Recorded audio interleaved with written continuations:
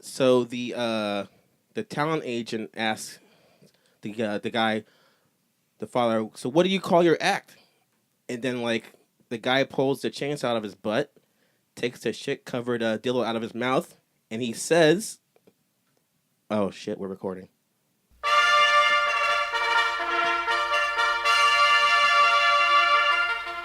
That's your intro. What's up, everybody? Welcome to an episode of A Shot of Reviews. I am your host, Jarrell, and this is our 90s edition episode, and I'll tell you why. Let me first introduce our co-host. We got Snarky Mark. Hello. And dressed in all in black. I love the haircut. Very, very dapper, very I had a mature. wedding to go to yesterday, so I had to cut it off. Was that your idea or the missus? I had a guilt trip from my mom last week, apparently. Cousin's wedding, I was like, you're not going there with that long hair. Should have went with the pompadour. It's the summertime, too, And that other voice you heard, that's our other co-host, Big League Stu. How you doing? I see you growing the beard, and you're wearing a hat. Obviously, you don't want anyone to see your hair. Yeah. But I don't think anyone out there can see your hair. But it's pretty much shaved anyway, so it doesn't matter. All right, so this is how the show works. We kick back. We have some drinks. We talk about albums, and the reason I said it's our 90s edition, all the albums we'll be reviewing is from bands that have been putting out albums or were very popular in the 90s. We're finally going to give you guys our opinion of the new Radiohead album that came out digitally last month, but they finally put out a physical copy. And you know how we like to only review things because we're old dinosaurs. We like our actual full albums, digital, not digital, press physical copies, records, LPs, leaflets. Yes. So that album's out. We'll finally give you the opinion of that record. You can tell us. You can finally go listen to it now or not. You'll find out. Also, we're reviewing the new album from Red Hot Chili Peppers. They're finally back with another album. It's been a few years. And the new album from Garbage as well, fronted by Shirley Manson. So all three bands popular in the 90s. But wait, we got more 90s stuff because we have a guest tonight. We have, from the legendary band King Missile, we got John S. Hall here. Want to say what's up, John, real quick? It's true, I am here. And he's going to be talking about his illustrious career in the band King Missile. And if for all you millennials out there, you're about to be schooled. If you have never heard this guy before, this is a very insightful man I was talking to before we started recording. He's got a lot to say about his career. And we'll talk about the song as well. I'm sure you people that do know him want to talk about a couple of his songs, but mainly one. And if he has some time before he leaves, because he's going to be doing a show tonight, and he's going to be plugging a show he's doing later this week, I brought my guitar here. Maybe he might want to do a quick poetry song with us off the cuff, and I'll play some riffs off the top of my head. I mean, I don't play guitar that often, but when I do... I didn't know you play guitar. You didn't know that? Yeah. We'll find out that I actually don't. Right. Maybe I do, maybe I don't, but it'll be avant-garde, hence, why we have King Missile here. Okay. That's not all, my friends. We also got some emails finally. I really pressed for you guys to put some emails out. We got some emails that I'll be reading to you guys at the end of the show. And also, we got a really quick mention, since we got to get really quick into getting our guest on. Little John is a mascot on our show. He comes in, tell us when it's time to do shots. And today, I'll tell you what I bought today. So, Little John, bring your ass out here. Tell the guys out there that it's time for some shots. And if you hear him say this, you can take some drinks at home or wherever you're listening to as well. So without further ado, all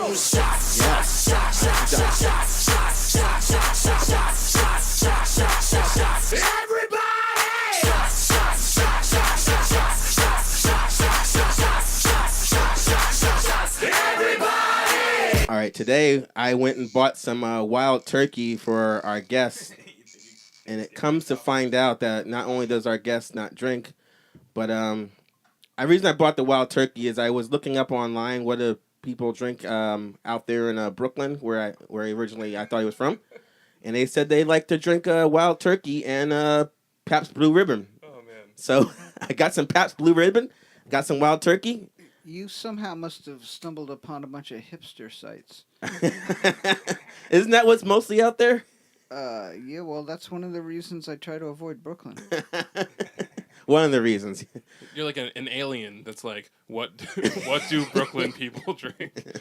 Yeah, that's how I just went and I was actually doing my research. I went out to Brooklyn and asked people incognito Oh, I'm from around here too, I'm surprised, dude. I'm surprised you didn't show up with like you had like a handlebar mustache and suspenders on. Well, isn't it? With your fixed wheel bike outside. Yeah. Whatever. Fixed gear. So did I stereotype wrongly or whatever the word is I don't- incorrectly? You stereotyped them correctly, but you incorrectly assumed that I was part of that stereotype. I also- don't I know also- what on earth I did to incur such slander. I know. I also assumed you drank with us, but I was like, maybe he does, maybe he doesn't, but always doesn't help to be prepared, you know? It's been 9,955 days since I had a drink. I'll have to say it's been 9,957 seconds. No, that's not true. How about you, Stu? When's the last time you had a drink? Last night? Okay, you couldn't do the Well, I the just had a math? sip already, so. We'll start the clock over again after these shots. So, to another great show. Wait, I took yours, Mark. I'm sorry. There's no names on them. Okay, it's true. Look at Mark's face, see if he likes it. Not terrible. I was watching that movie with Disgusting. Oh yeah, because Stu is the big whiskey Peanut hater. shells or whatever, right? Yeah. Well, yeah, you got to chase it with the PBR, otherwise it totally doesn't work. It's like having Yeah. tequila without salt and lemon.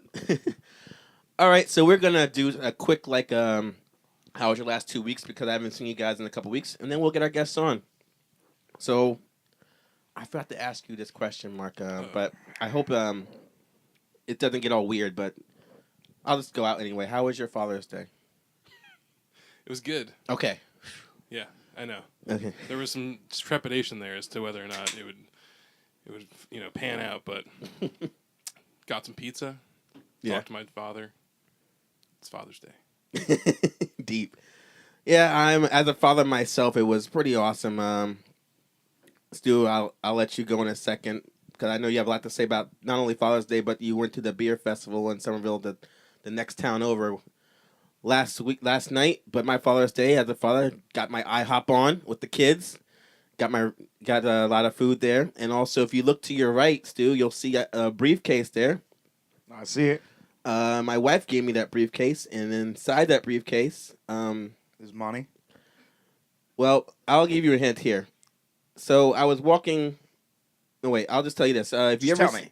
there's actually beer in there, and it's actually a funny story now because I was on my way here picking up. Lock your beer up. Yeah, I'm picking up John from the train station. I was walking down the street, and then this guy passed me. He's like, "Yo, that wouldn't happen to be an instrument in that thing, is it?" And I was like, "Nah." And he's like, "What's in it then?" And I'm like, "Beer." He's like, "What?" I'm like, "Beer." He's like, "BEER." You lying? You lying? Like, prove it. And I'm like, I'm in a hurry. I don't have like, yeah. That's what I thought. That's what I thought. I'm like, I should have told the guy I should have told him it's my boss's laundry, and he would. This actually happened to you? Yeah. Was somebody heckled you over that case? That's He's why like- you can't walk around with weird cases. in this dangerous city known as Raritan, New Jersey. Yes. No, he's like, I should have told him it's my boss's laundry, and he would have been like, sound like a shitty job, and I'm like, funny, I'm thinking the same thing. As you guys know, that's a Pulp Fiction reference. So if you want to open it, the combination is actually from the movie. I think it's Marcellus Wallace's soul in there. Yes. Oh, really? You got a combination? I don't remember the combination in the movie. 666. Tell the Oh, whole is fucking it? place, man. Oh, is Am I your the only soul person in that here? has seen a movie? Thanks, Mark saw the Hasn't movie. that been sitting here for every week? I'm pretty sure it's been here. Yeah, I thought this was Kalinda's. Nah, I just brought it here just now. John can vouch for me. He saw me carrying it in. I saw him carrying it in. It's all true. It's all true. Yes. So when you open it, it'll be a glowing aura that comes out of it, Stu, when you look at it. Well, it's upside down, so the number's actually 999. Call Maxwell Murder, Rancid reference, you guys. Yeah. Anyway, so almost halfway there. Over halfway there. What else is going on? anyway, while Stu opens the briefcase to expose the soul of Marcella Wallace, Father's Day, basically, I wanted to watch that movie with Robin Williams and the other guy, Yeah. and I didn't get around to it because I'm sure it's terrible. But I've been catching up on my Orange New Black. But in keeping with the 90s episode, Sugar Ray is in that movie. Oh, Father's Day? Yeah. Oh, yeah, did they do a song? Probably. That's why Nice. you don't open it upside down. Yeah, that's all I did. Also I went to a cookout last night with my my wife's sister-in-law up in the boonies in New Jersey, about an hour from where we live. And when you start passing like regular towns, and it starts to be like stretch of road, trailer park, past that, couple feet, big bar, lots of like pickup trucks and stuff like that parked outside. Pass another bar, pass another bar. Just keep going, and finally, you're in like uncharted territory. People don't drive cars anymore. It's quads. Yeah, dirt bikes, lots of like smoke, lots of like dust being kicked up everywhere. Fights come, like you pass by a bar, you see someone crash through the window, like knocked out. Fights. I want to see like a real bar fight. Never seen one yet. Like like in the movies, in the 80 movies, when it's just like pandemonium in a bar. Never seen it anymore. But the good thing about this place where they have is it's a big place they have built up that they rent. Lots of acres so they can play, like they have horses and like bonfire, trampoline, so on and so forth. The food was great. Grills like actually built into the deck. Somehow they did that. And of course my favorite thing, in-ground pool. Because I'm a snob when it comes to pool. If your pool's above ground, I'm not fucking with you unless I'm desperate. But the pools... You should move to Brooklyn. They all have in-ground pools there? I thought that's the hipster thing to do, right? Concerts and pools out there. Concerts and pools? Yeah. Oh, they probably skate in the pools too, right? Probably. With the water, because they do everything in pools. It's too trendy to skate without water in the pool. That's how they mix their small batch root beer concoctions or whatever.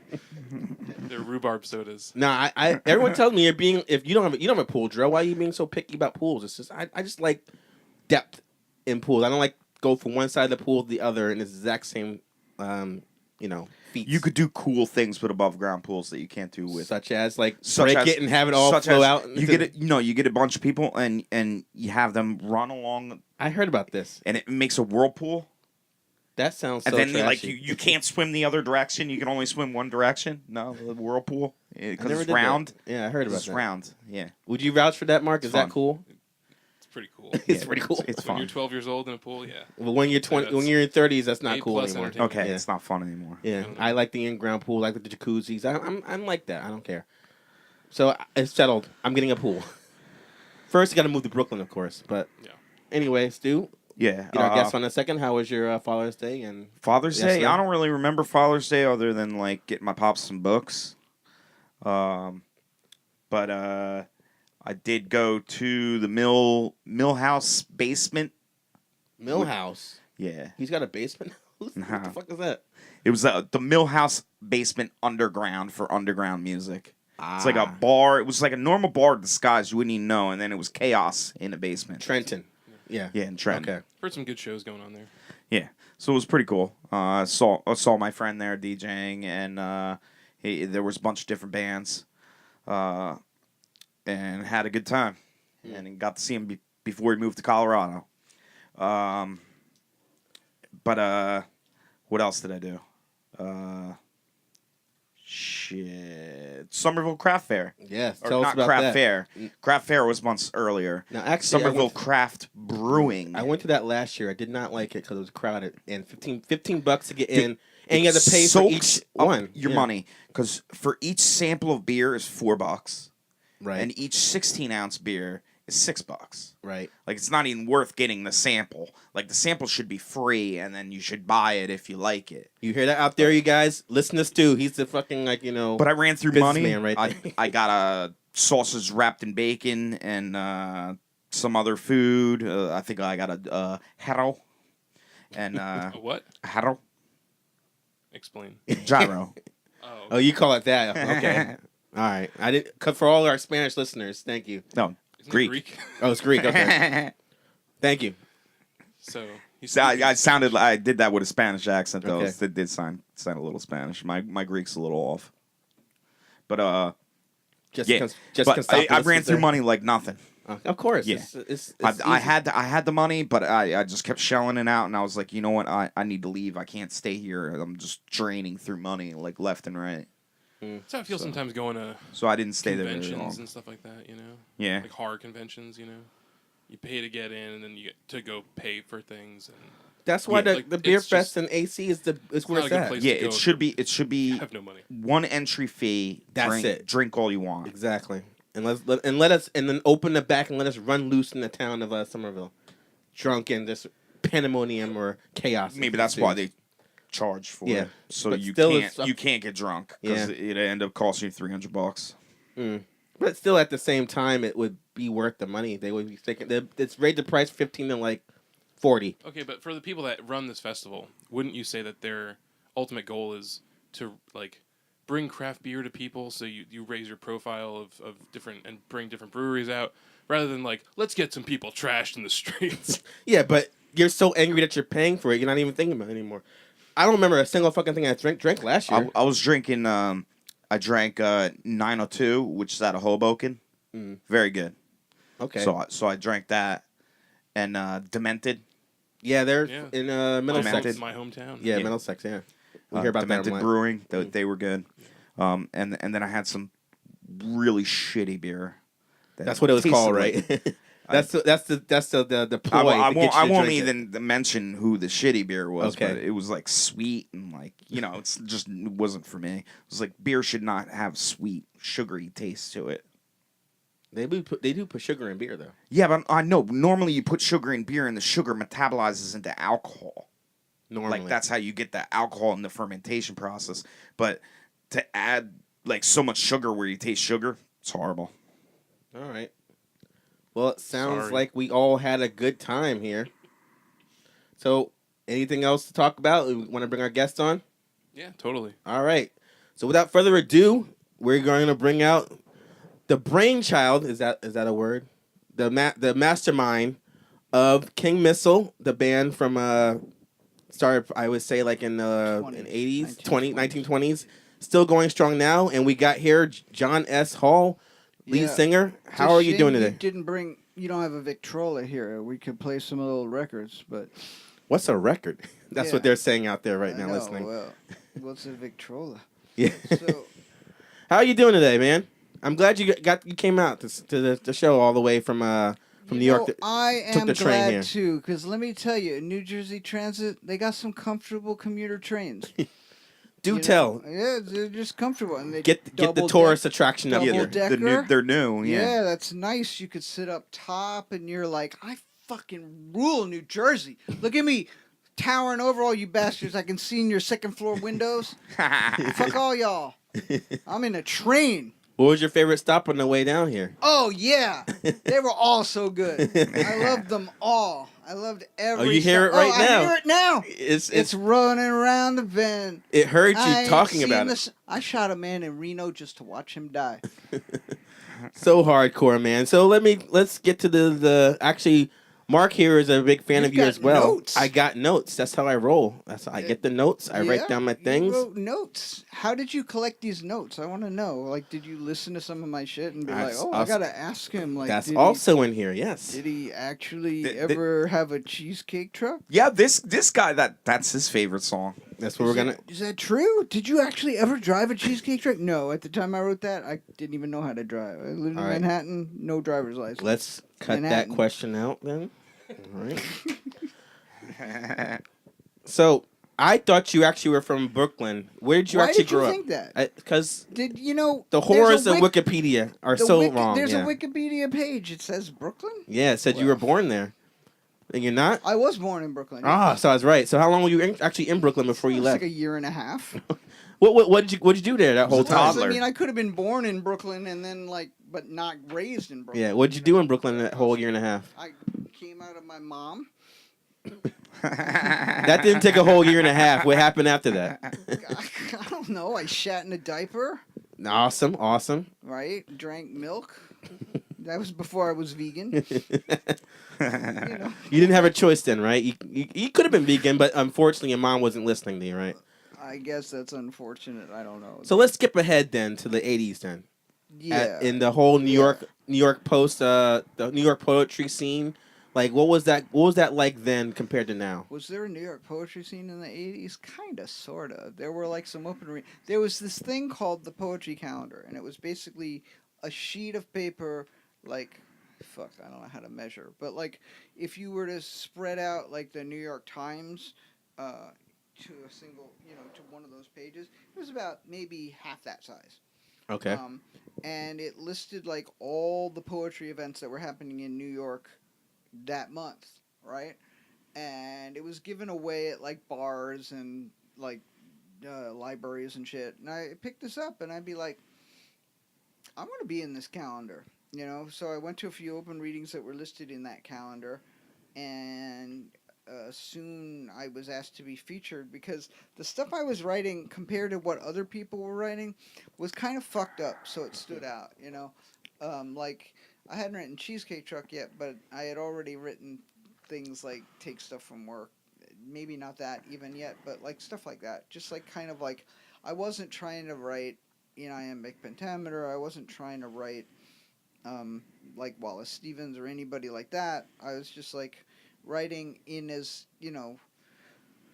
straightforward and well, Wallace Stevens is pretty straightforward, but just like very straightforward kind of like normal kind of visceral, emotional kind of writing, and so people were responded to it, and I stood out.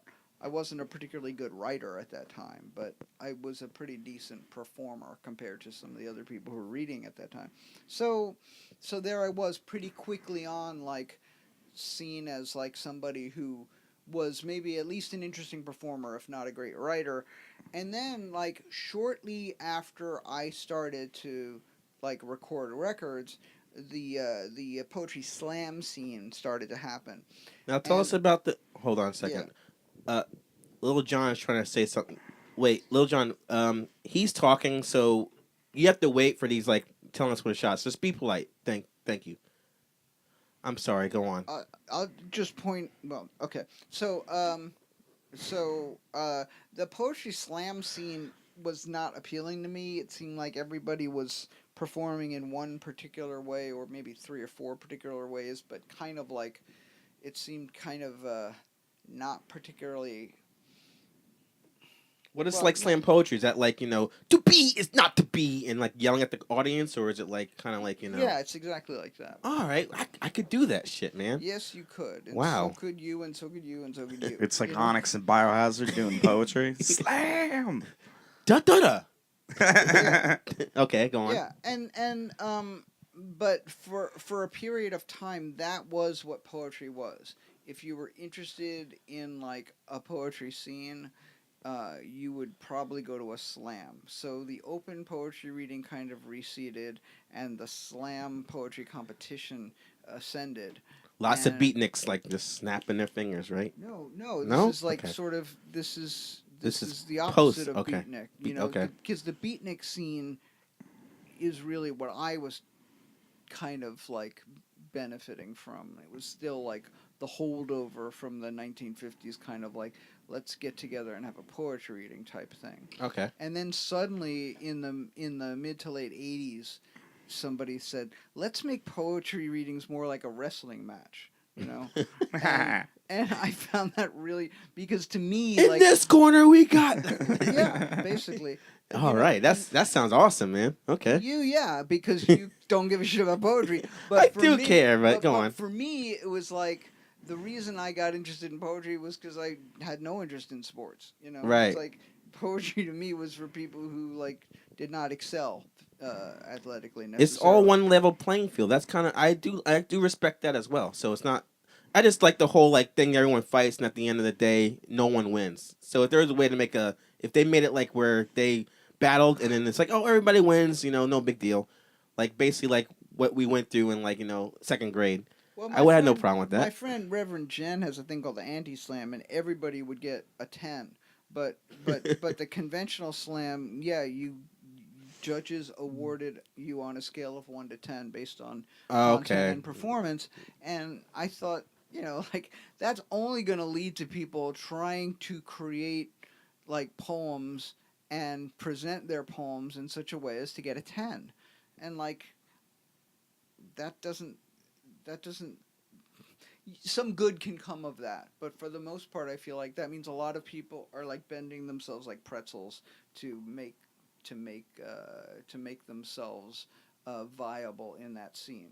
Whereas at a poetry reading of the kind that I went to, it allowed for all different kinds of poetry, some of which would be uninteresting to me but interesting to that guy, and then vice versa. So it wasn't like everybody trying to do the same thing to appeal to the same kind of mentality. So Okay. so I didn't. So I kind of like. So fortunately for me, at that time my band was starting to get more well known because as soon as I started getting poetry reading features, I started asking musicians to join me on stage for my for my readings because I thought that would be more interesting to people, and I think it was. And then my father died, and I had some money, so I made a demo with these musicians, and then the guy who was recording the demo was starting a label. So then the record came out, and back in those days, you could put out a record, and Make money. college radio would like play it, and major labels would pay attention to what college radio was playing, and so I was again fortunate that college radio liked it, that the labels were listening to college radio, and then a label picked us up and put out 3 records on. Oh, so you're on talking Atlantic about, Records. which we're getting to the beginning stages of King Missile. Like, we combine the poetry and music and then start reading the demos. Like, the guitars I looked up that you started with, there's a guy named Dog Bowl. Like, you want to talk about how did you get in touch with him? Is it, he was the first incarnation of the band, right? Yeah, Dog Bowl had been in my earlier band, which before I was doing poetry readings, I had like this bad cover band called You Suck, and we would do like Carpenters, Barry Manilow,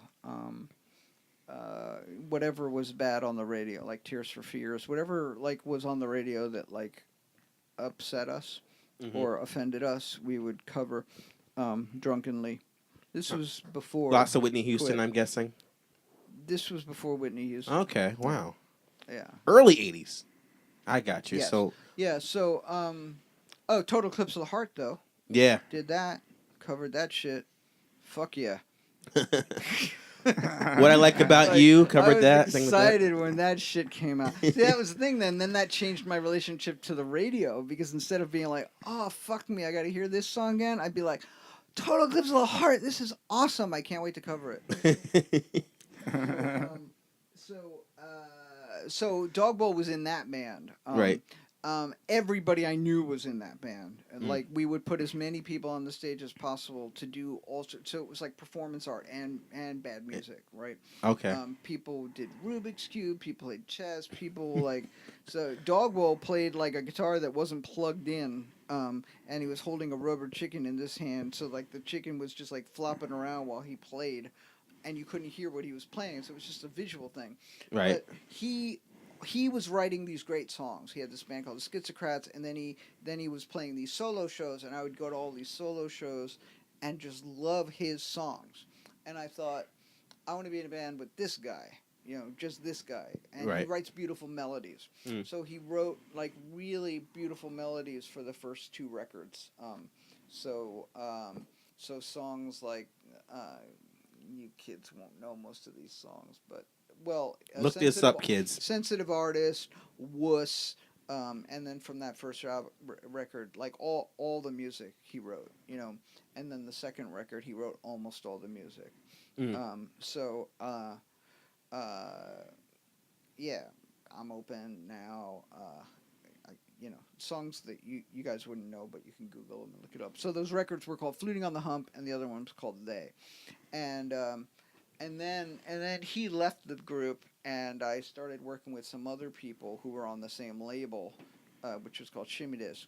Okay. And we made one more record that had Jesus Was Way Cool on it. Jesus Was Way Cool became a #1 college radio song. What was that album called that you... Mystical Shit. Okay. So we made that album, see, that, like you said, I listened to that album all the way through. Yeah. And All the way I saw through, all the way through. There's some shit on there. Hence the name. I mean, there's some stuff that isn't all that good on there. Well, the songs I liked, I wrote admire down. your patience. I liked... And I like that you wrote down the one you liked, not the ones you didn't like. Like, what the fuck were you thinking when you wrote that piece of shit on I'm there? not like that, man. I know I got what... I get what you're doing. That's me. I know. If I listen to it. I like the apathy of the song No Point. I like the song Gary and Melissa, which helped spice up my sex life. Thank you for that song. We talked about Cheesecake Truck, which is on that album. Do you have any other question you want to ask about the album, that song, Mark? He covered it all. Not particular to Cheesecake Truck, no. Okay, because that album, that song when I first heard it, I was like, that could be a perfect spoke song for that Cheesecake Factory. But There's actually a guy called I think it's called the Fat Vegan Chef, and he made a vegan cheesecake, and dedicated it to me because of my song Cheesecake Truck. Because when I wrote that, I was not vegan, but now I am. Was it like tofu based? Yeah, What did he use to make most the vegan cheesecakes are made tofu? of tofu. Yeah. Okay. Because, like, the actual thing about all those songs and even Jesus Way Cool, which you'll find out when you guys listen to the album, is it's a lot of spoken word music you do. And the thing I like about spoken word music, like what you do, and even like what Suicidal Tendencies did on the Institutionalized song, it's a way to grab attention to like what you're doing. Milkman did it. Not a Surf did it. A number of people have done it. Yeah. So is that what you think led to the signing to Atlantic Records for your next album? The Jesus song did. Yeah, I yeah. mean, Jesus was number one song on college radio for I feel like 2 months. You know, or close to it, and a couple other songs, Gary and Melissa, Cheesecake, they got played a lot too. So did some stuff from the first record, but Mystical Shit was really a phenomenon. I think at that time, like, REM was maybe one of the very few bands that were getting as much college radio airplay as we were, and they got signed. And as a matter of fact, Atlantic Records wanted to sign them, and their manager, or they said to Atlantic, well, you don't have an alternative music department. We're not going to go with you. They went with Warner Brothers. And Atlantic was like, oh, shit, we got to sign ourselves some alternative bands as soon as possible. What's on the chart today? And they're like, King Missile? Okay.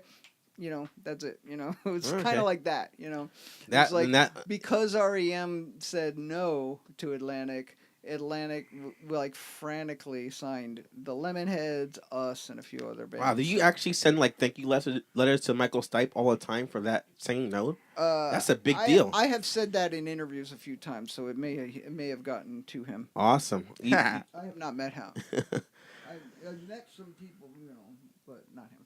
Okay, and then we get to Little John. Chill the fuck out. Get in your cage. We will get to you in a second. Thank you. Say this He about wants to Little hand John. out the turkey. I don't hear anything that he's doing. So yeah, like, he's you'll hear it in post. Gesticulating or He just wants to let us know when it's time for shots and get in your cage and relax. You'll get your chance in a second. Oh, He wants to punish me with bourbon.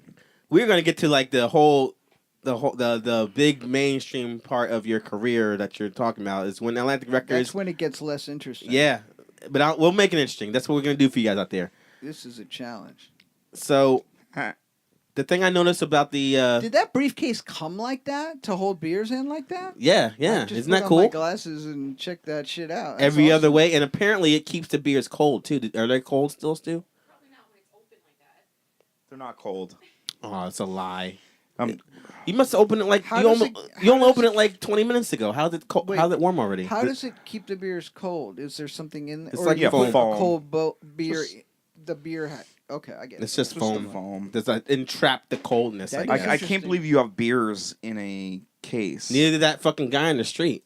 So he wanted to That- jack. He wanted to jack me from. you. Yeah, Yeah, I know. He And wanted he- to steal you. He thought you had some. He's like, this motherfucker's lying to me. They put synthesizers in those cases. Because he thought I'd He be. thought you had a yeah, actually, synthesizer. I got a $900 synthesizer in here. Yeah. From now on, I'm carrying that briefcase with handcuffs on my arm. To look all like They'll FBI just cut your stuff. fucking hand off.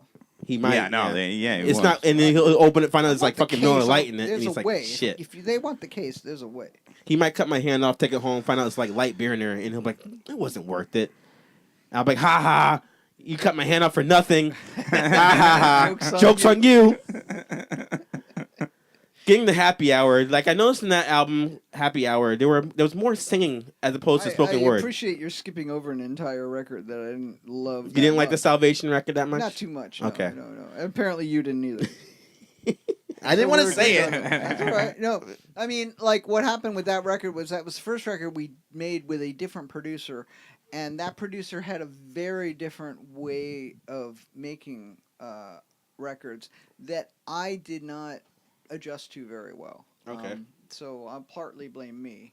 And I also feel like there was a sense like I don't like the way my vocals sound on that record. They're I don't either. Yeah, they're just like there's no reverb. It's like very dry, and so like you're basically hearing me up here and the music down here. So it's not a very musical record. Oh yeah. So- Reverb pulls everything together. Yeah. Yeah. So when we made Happy Hour, we kind of like, we went back to the old producer Kramer, and he, again, Kramer, made- that was his name.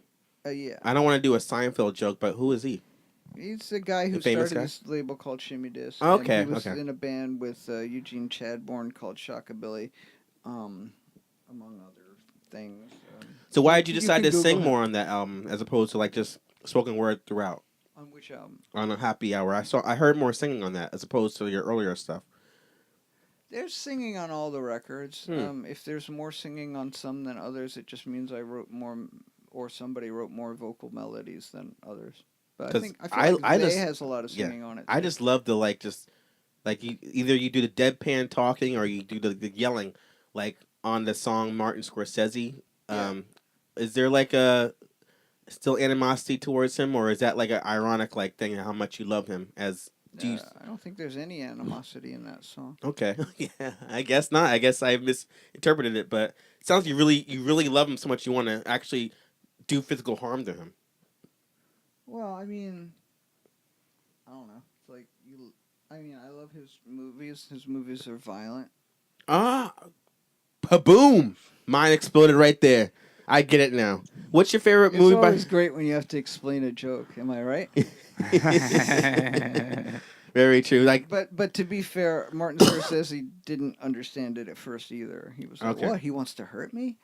The guy who made the video knew him and tried to get him in the video, but I actually didn't think that would have been a good idea. I Hmm. would have been very awkward around him. So instead, the video that we made, which you can Google on YouTube, has me kind of like yelling, but also like sort of worshiping pictures of Martin Scorsese rather yeah. than Martin Scorsese himself. it's got the which band in the back, not actually playing along, like Yeah. lip syncing. It's just like this is. I like when I saw it when I was 15 years old. I'm like, this is brilliant. Like I never. And actually, This is worth staying up late watching 120 minutes in Alternative Nation on MTV. This is like, those are the moments that shine. And you tell your friend at school, at work, at school the next day, they're like, what the hell are you talking about? It's like, dude, that guy that sings the song, and the song we're gonna get to right now. And I'm actually in the New Yorker tomorrow, and they drew a picture of me, and the picture is based on that video, which I thought was really funny, because it has the bats in the background. Here, I'll show you. We'll actually post a link to this picture he's about to show us, you guys. So you Where- obviously if can't I see can it. Find it. Yeah, here it is. Okay. Is So- this your beer? You No, want that's this? just free beer. Sorry. So that's going to be in tomorrow's New Yorker, and those are directly from the video, the Yeah. Martin Scorsese video, which we thought was hilarious that the guy drew it. And then I thought, hey, I wonder if the art director of that video could sue that guy for ripping off the art direction. But wow. All right, you guys. We're gonna get to the now. I got the questions. Oh my actually. God! Is he going to talk about Detachable? Holy! Oh fuck! This is so awesome! It's John S. Hall, and now he's going to talk about Detachable. This is like my mind is totally blown. I can't believe it. Stop, actually- that's me. You're actually saying the same thing they're saying. Let me ask you a question. All right, question for us Axe. first. The question is: did anybody ask you to ask me anything about that song? Oh, yeah. Yes. Did any? Yes. Yeah. Yes. What? I'm actually gonna read questions from the emails I got. Okay. I asked the people out there to ask me any question at all about you, And they all asked the and same they question. asked the same. Does his topic. penis really come off? Does it really come off? Did he really lose it once? All right, let's, Did he find it on St. Mark's let's Place? cut that question out real quick. All right. Is it all true? Great. So I want to say about that song, it's like a '90s staple. When you hear that riff, like that song encompasses in a way the whole sound coming out at that time, which I think is brilliant. And the thing about that song at I the same agree. time, You should tell Hollywood the next time they make a movie about the '90s, they should totally put Just that, play that song in the song soundtrack. yeah. You know, it's like they really want to evoke the. But Like when you hear that song, it's like for people, and the thing that's funny about the song is before this interview, when I was telling people about I'm having you on, like I realized that people who know who you are over the age of 30 but under the age of 50 or 55, I'll say that. And then amongst those people, everybody, like when I say like there's like a bigger percentage of people that are like, oh, that King Missile does the Detachable Penis song. Or there's a smaller percentage of people, bigger percentage of people, I should say, that are like, who's that? And you have to say, this Detachable Penis, like, oh, that song. And then there's an even bigger percentage of Where people, they roll their eyes and be like, "Why are you talking to that clown?" then a bigger percentage of people that are like, what's that song?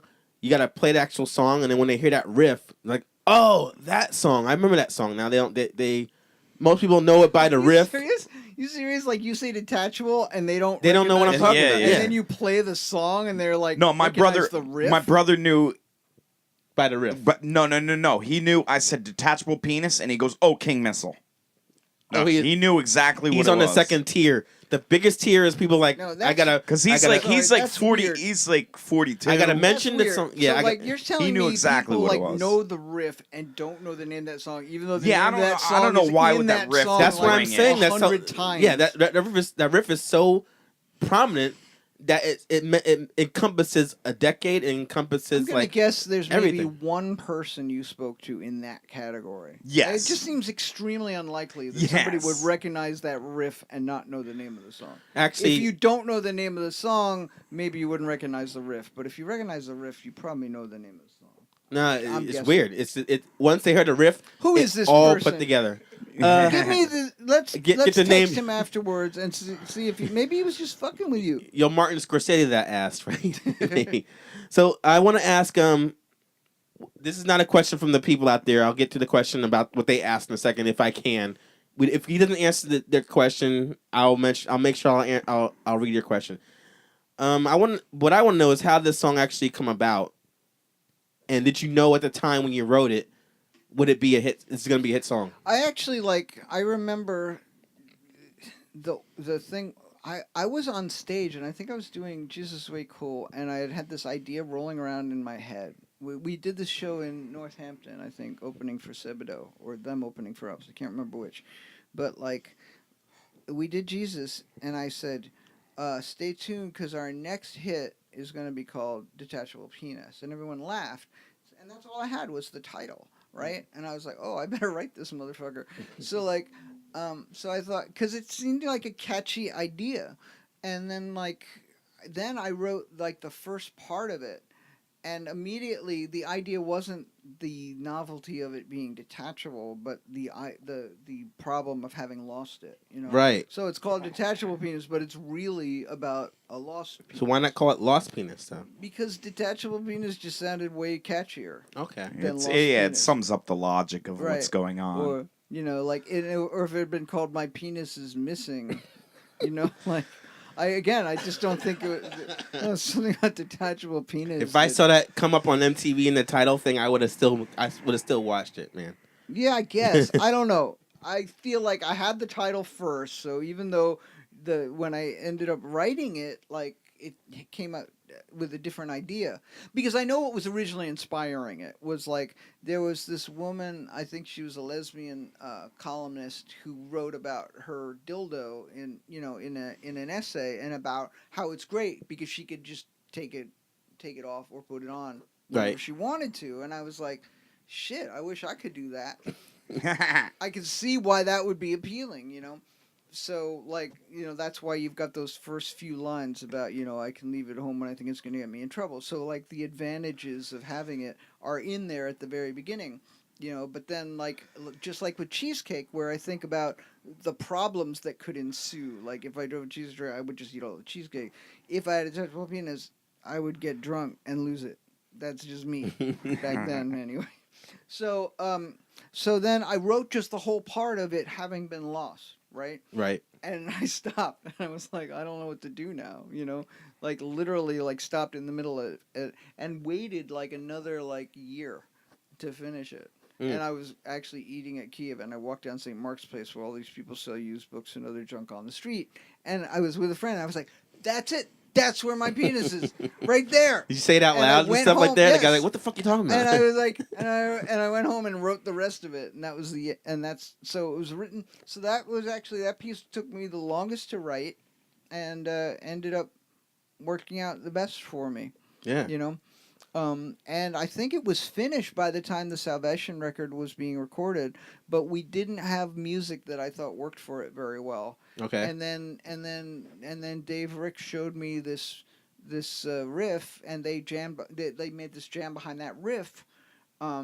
So they had all the two parts, and and I listened to that, and I said, I think that will work with Detachable, and I tried it in the demo studio, and it worked, and so we realized almost immediately that was going to be the single from the record. In fact, we were so excited about the song that we fired our managers and, hoping to get new managers that would really exploit, what we thought was going to be our biggest song. And we got a new manager who was no better than the old one, really. And so everything that happened as a result of the success of Detachable really just happened because people liked it. This guy didn't really do much, so I won't mention his name. Because he doesn't deserve any publicity, and he ruined my career, and I still resent. He's him still too. telling people to this day. Yeah. I produced yeah. that band. Yeah, I managed that band, and when they had their biggest hit. And like, what band is Fuck that? you. You know, Detachable Penis. What song? This part. They hear the Right. that song. He played them the riff, and they were like, Oh, "Oh yeah, yeah. the riff. Oh yeah, I remember that riff. It's called what? Detachable what? I What did wasn't you say? listening. I wasn't listening to the whole time. I just heard the riff. Such a catchy riff, you don't even listen to the lyrics. So describe like the subsequent fame that happened after that song and album, so to speak. Tours, big festival tours, obviously. Like some of the bands that we're reviewing later.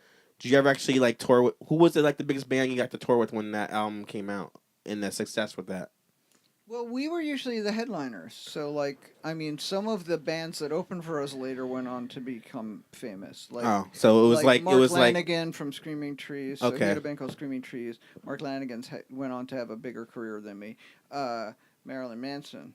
Much bigger. Really? He opened for you? Yeah, they did 4 shows for us in Florida. In That the is early weird, but that's 90s. cool at the same time. And he really was a fan of a particular song on Happy Hour called Happy Hour. That was Right. his favorite song. Yeah. And he liked it very much. He complimented me on it repeatedly, like over the course of the 4 nights. And he was extremely gracious, very, very kind. I liked him very much. I shouldn't say very kind. He was just like, they were the big, they were drawing as much as us. They were a local phenomenon in Florida already. Really? Florida. Okay. I gotcha. Yeah.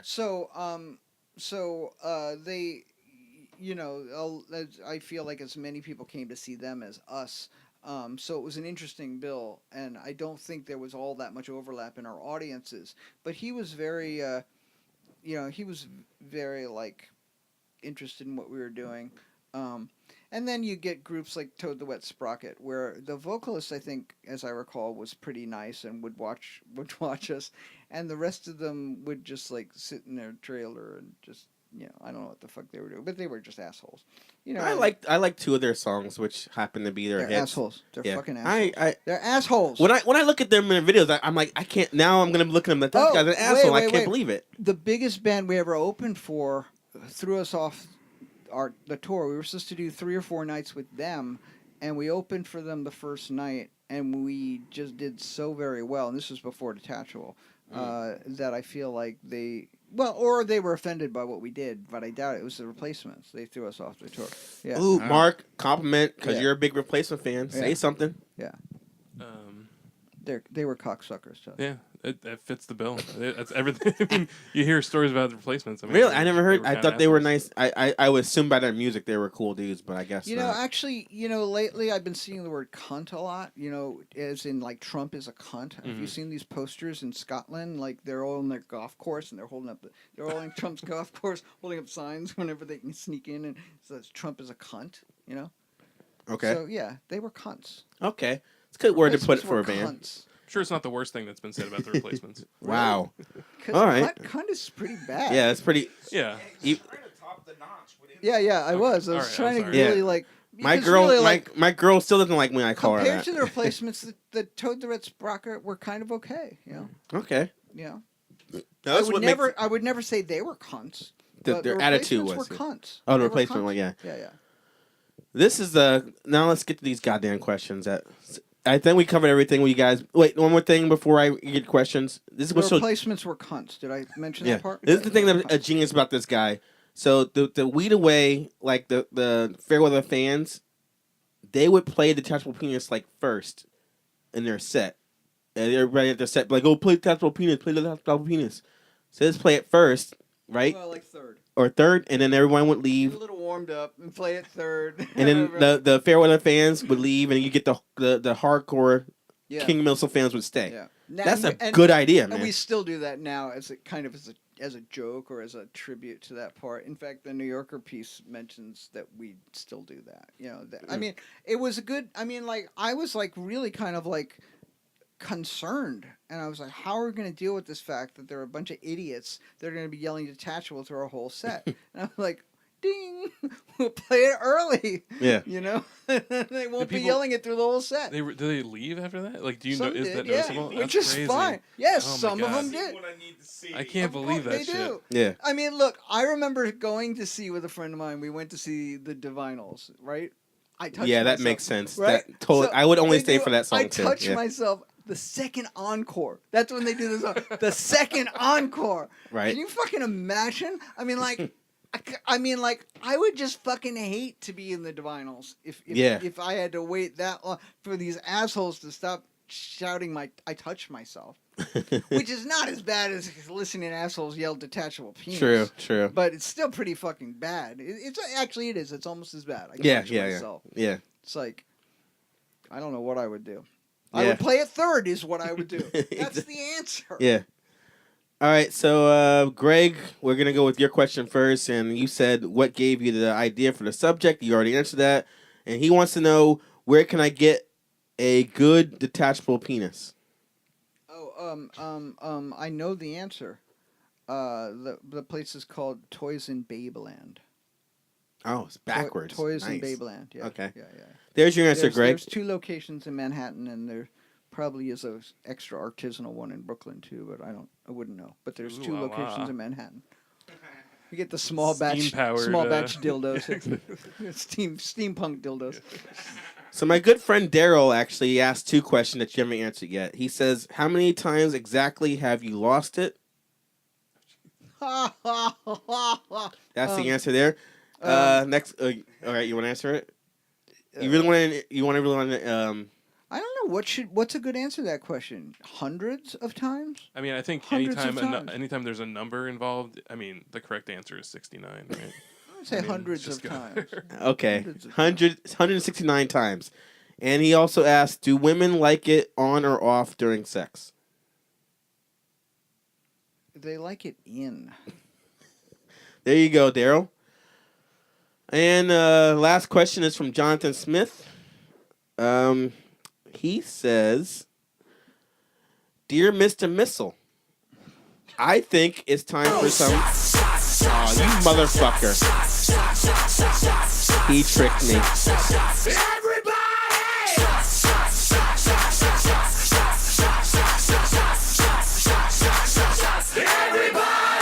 Little John, you are a tricky one. His email actually is by Jonathan Smith. That's his actual name. I like this puppet that like drinks all the time. That's nice. We are pretty drunk right now, man. Clinda, our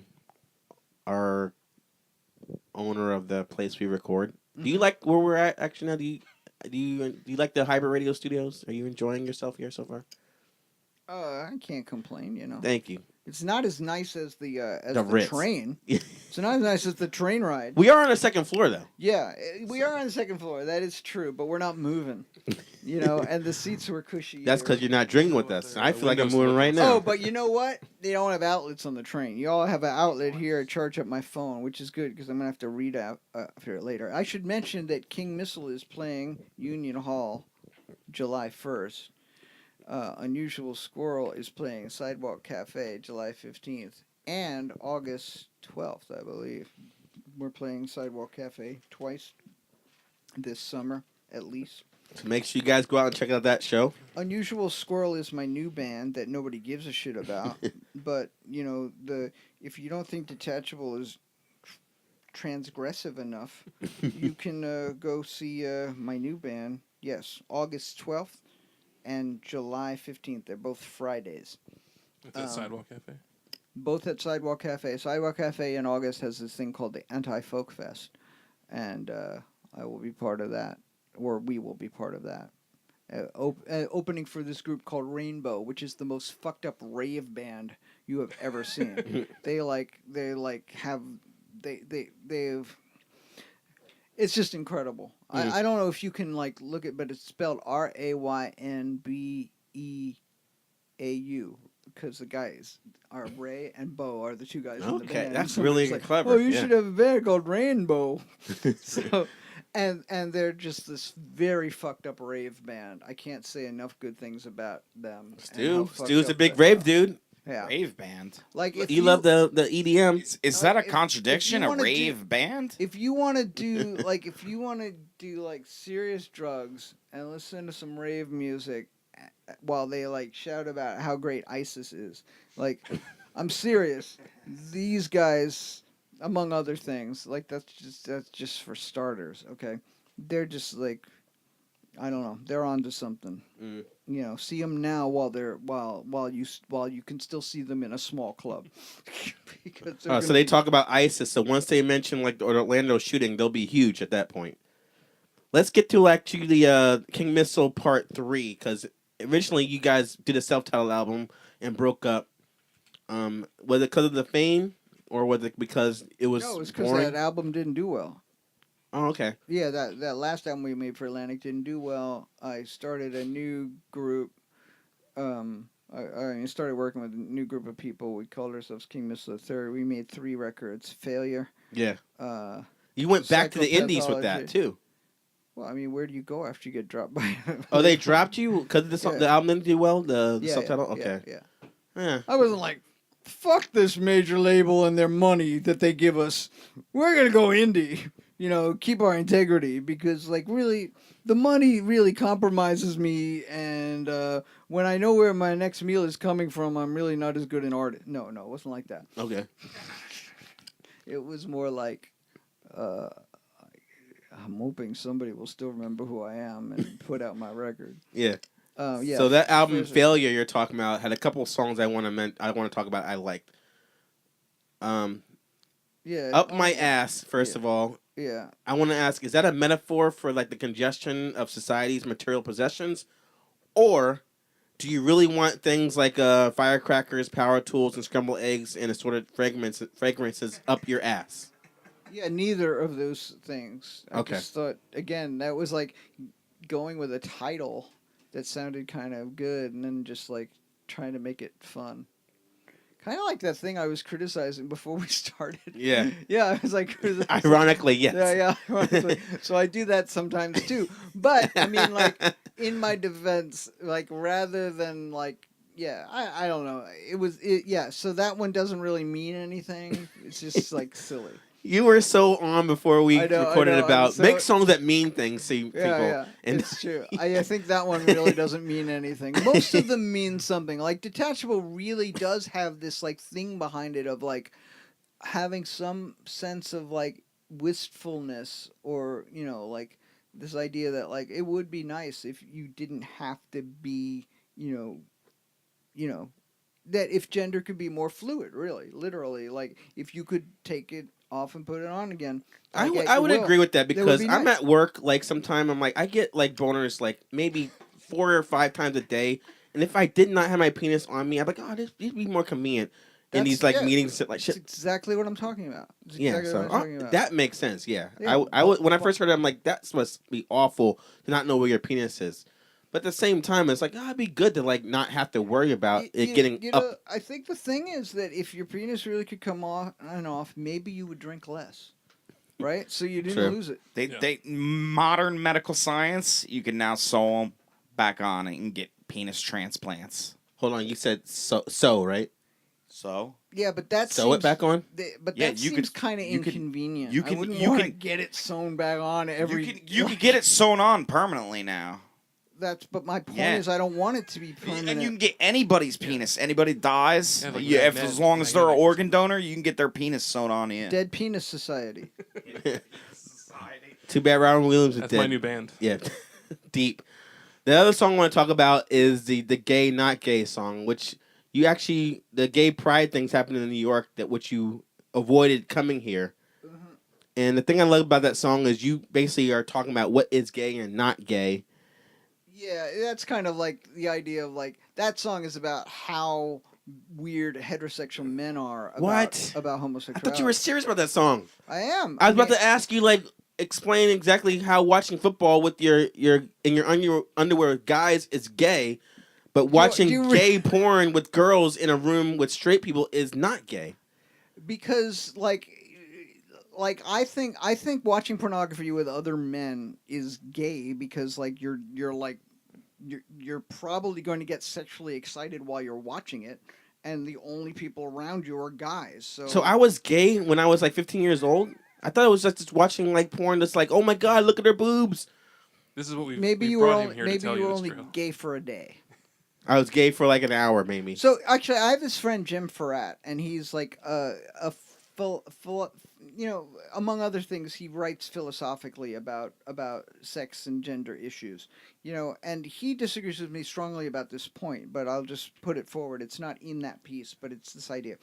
Let's say you meet this person you believe is a woman, very very attractive with breasts and so on and so forth, right? Right. And you make out with her, right? Mm-hmm. And then you find out it's a man, right? Okay. And then you make out with them some more. My theory is that the first time was not gay, but then the second time was. That's totally true. I Doesn't get that it. make sense? Yeah. Right?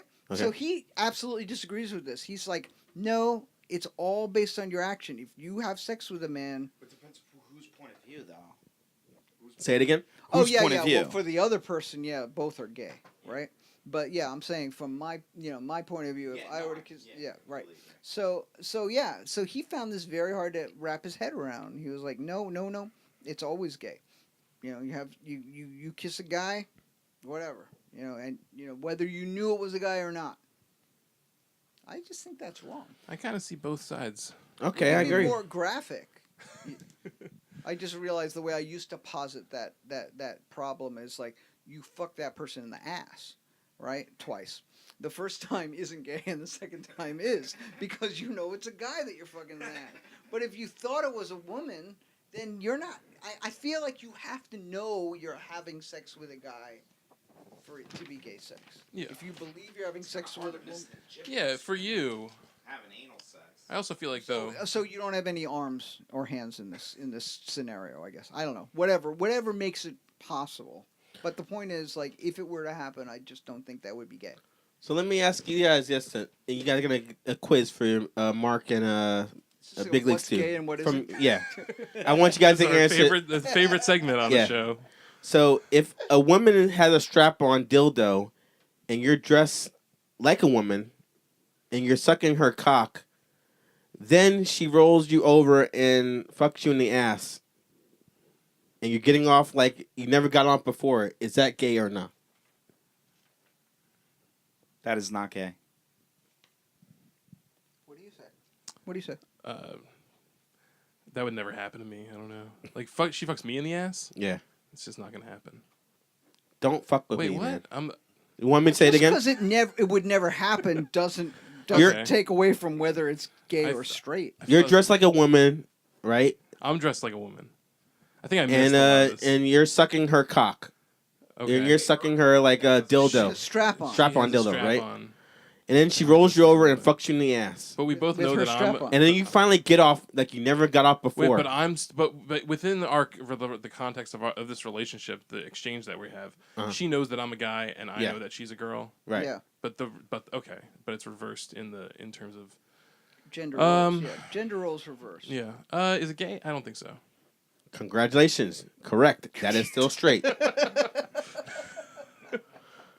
I didn't know you guys get that right. I didn't know there was a definite answer for that. Hey, you know what? I have to run. Really? Yeah, I do. All right. Yeah. Let's plug your thing real quick and we'll be out? I did. You did already? Yeah. I didn't So realize how late it I wanted to tell you guys right now, get to his solo projects. He's got the Def Poetry Jam, and every New Year's Day does like the poetry project where he does the thing every year. That's at St. Mark's Church on 10th Street. If you're The Bowery. recovering from a hangover, No, not the Bowery. 2nd Avenue. recovering from a hangover on New Year's Eve, New Year's Day, go see him do like the stand up. Wait, not stand up. When you do the poetry thing like that. Yes. And also pick up his book, Daily Negotiations, which I read. Daily Negations. Negations. I love that book. It's basically like A negative thought for yeah. not a negotiation for Neg- every day of the year. A negative thought for every day of the year. yeah, Hence I the love it. title. I love it. Thank you. Thank you for coming in, man. You know what? I had a great time. Thank you for having me. I got to get on a train. Yes. You enjoy your record reviews and, enjoy your wild turkey. Are you a fan of a Radiohead? We're gonna do Radiohead right now. I like Radiohead very much. We'll find out. You guys are gonna find out if we like them just as much. Have a good trip, John. Thank you. Thank you. Bye. Thanks a lot. Bye. Awesome. That was cool, right? I want to thank you guys for talked about having him on the show. It was a really good idea. Yeah, man, I wish you didn't have to leave. I do too. I had some questions. You did, but you didn't ask him earlier. Well, yeah, but I mean, There were so you're like, many Cheesecake Truck. Mark, you got questions about Cheesecake Truck? Like, I don't want to be the guy that. I mean, he already answered enough about it. Yeah, he sure. didn't have a cheesecake truck, so. If there's any constellation, I had questions too about the book he wrote. Yeah, and, I'm just interested in everything like that. the scene that he's involved in and like what that, I don't know. I'm just interested in he's an interesting guy. You I guys, learned a that was our first time having a big time celebrity on our show. Maybe you guys can have suggestions of who we should get next time, and we'll interview them, and then we'll have more questions to ask them. Woo! Good show, right? Yeah. That's where I'm you're- at. I'm like, woo! It's all over. I feel it, right? How do we continue from that? How do we Should keep up the entertainment? We have here? We have two options. Should we get Little John back out, or should Little get John comes back out and we go into our reviews. All right, Yeah. let's do it. Little John, I'm sorry we waiting so long. Come back out. Come out. I'm sorry to yell at you, but we had a famous guest on the show, but we didn't want to be like rude to him, especially a sober man like himself. Yeah. You all right? Yeah, you're all right. All right, cool. He's a little like touchy about when I yell at him. You all right? He is all right. Good.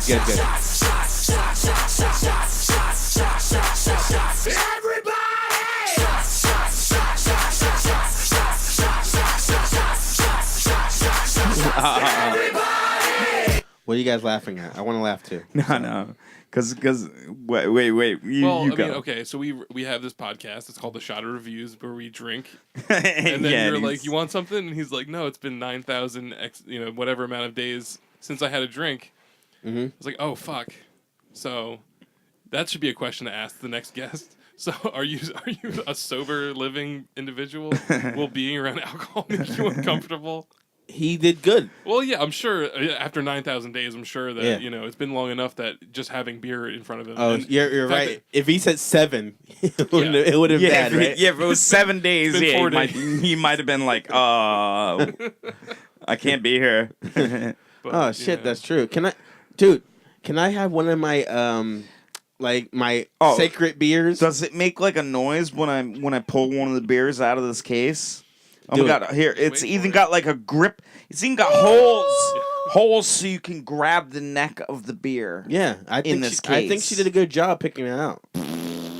It is a yeah. It there just we farts go. when he's A Miller. It's fucking cold, you liar. It's cold. You don't feel that? Cold. Exactly. It's cold. You liar. The Why would you lie? Feel cold. liar. Can I get one of them? Yeah. I'm Yeah. done on the That's your pass. anti-hipster case. I'm sorry he had to leave so early, you guys. We were gonna do a song. I feel but bad that he he left, but he's just like, I gotta go. Yeah. Runs outside. Yeah, it was really quick too, but he had a Does he show know how to tonight. get back to the train? Train station. He Yeah. knows how to get to the train Yeah, station. I right? walked him from the train station here. And is he going to be waiting out there? Does he know the train He schedule? probably knows the schedule. Obviously, which he is wants why to leave has now. gotta Yeah. Oh, he must have known the schedule. Yeah. Yeah. I tried to get him to do 45 minutes, but we were talking so long. But Well, it's like on the hour with that Yeah. train, so you gotta you can't I wait feel you. another hour. I feel On the hour because it's 10 past right now. Oh yeah. It's not exactly on the hour. It's close to it. it's an hour every time, but not Yeah, on it's the an hour every time. Yeah, Though. that's what he meant. Well, now All we right, got you the got- train schedule worked out. What did we review this week? We're gonna Joel? review first, you guys. Wait, we should take these Wait. shots, too. Somebody's angry. Here we go. These shots Shots. will make us really tell you how we feel. Mm. You like these shots, right, Mark? It's not bad. It's a little stronger It's than it. fucking disgusting. It's like that 101-ness of it comes through. Yeah, It's a but little more stinging than like a regular Jack Daniels or maybe even regular Wild Turkey. but what's funny is the liquor store guy said this. Oh, it is 101. He said it's better than something else, but he didn't. I don't know what he was talking Maybe about. better than, I don't know, I like Woodford Reserve better. some weird guy.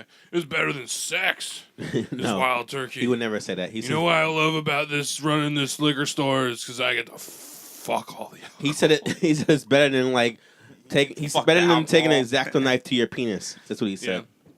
So this is what we're gonna talk about. All man. If you had a choice between drinking this or taking an X-Acto knife and cutting your penis, this is much better.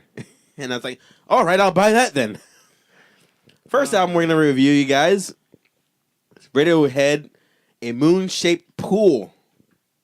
As you know, Radiohead. Not post. I know I fucked up. I'm sorry.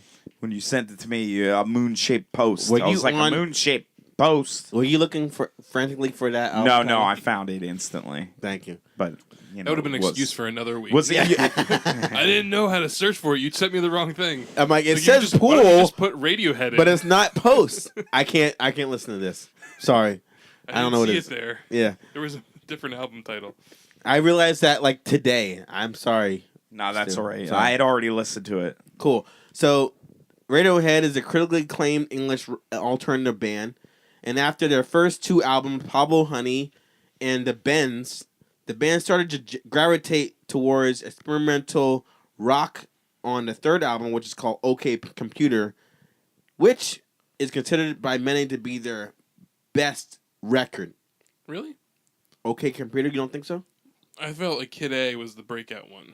Like OK Computers when people started really paying attention, and then Kid A came out, and like indie people lost their fucking minds. I like Creep, the single. Oh, I You're see like, where this is going. you're the guy who fucking leaves after they play Creep. You're the fucking, Play Creep! I saw they recently played that for the first time in like 9 years or something like that. Because they're like same kind of thing where they had the one hugely popular song that still gets played on the radio, and then not a lot else probably is still Yeah. played on popular radio. Still, the radio only plays that one song to this day, which or they play Karma Police sometime, Karma right? Police, maybe Paranoid Android, maybe not really. It's too Maybe. long. I'm Um, a creep. maybe like Just. High and dry. If you listen to like High and Dry or Just, I'd say it's. I probably- never hear that on the radio. I'm gonna say Good song. I'm gonna say the Stu's song is the only song I hear on the radio. I'm this a day. weirdo. If you know one Radiohead song, you know Creep. Yeah. So by the time we got to the album he's talking about, Kid A and Amnesiac, the group started to submerge itself into electronica and the ambient sound. Which, by that point, when you go to the concerts, it was basically 5 guys on stage with laptops, synthesizers, and drum machines instead of actual instruments. No. Yes. No. Yes. I disagree. Oh, you saw Radiohead before? No. What are you saying? I've seen them. I've seen like live performances from them at that point. They did something where they were in a helicopter one time. I'm sure You ever hear about that? that's crazy. I'm in a helicopter. They were playing music from the helicopter and they were broadcasting it to the stage. Oh really? All right, Like you they guys. were in the helicopter. I'm sorry, I was wrong. But Whatever. when I saw I'm them just saying. in the early If you years ago on MTV, it was like all guys on the stage with the computers and stuff like programming their music. But Don't- obviously, I'm wrong. I'm sorry. Don't diss on the they live gotta play their PA. Other songs just 'cause Don't they diss on started- the live performance, live I mean, PA. like Johnny Greenwood would be like on the floor, like twisting knobs and shit on his fucking Yeah, pedals. yeah, But tweaking he it. would still be like doing weird guitar stuff. So the last album, 2011, the King of Limbs, has an even more mixture of electronic and experimental rock, and was self-released digitally first before the physical copy came out, just like this ninth record we are reviewing today. And like pretty much every Radiohead album, A Man-Shaped Pool was produced by Nigel Goodrich, who's produced all their albums. Except for one or two. I don't want to mention them. Now the album begins with the... Trevor Duguid? Nigel Goodrich. Trevor Duguid?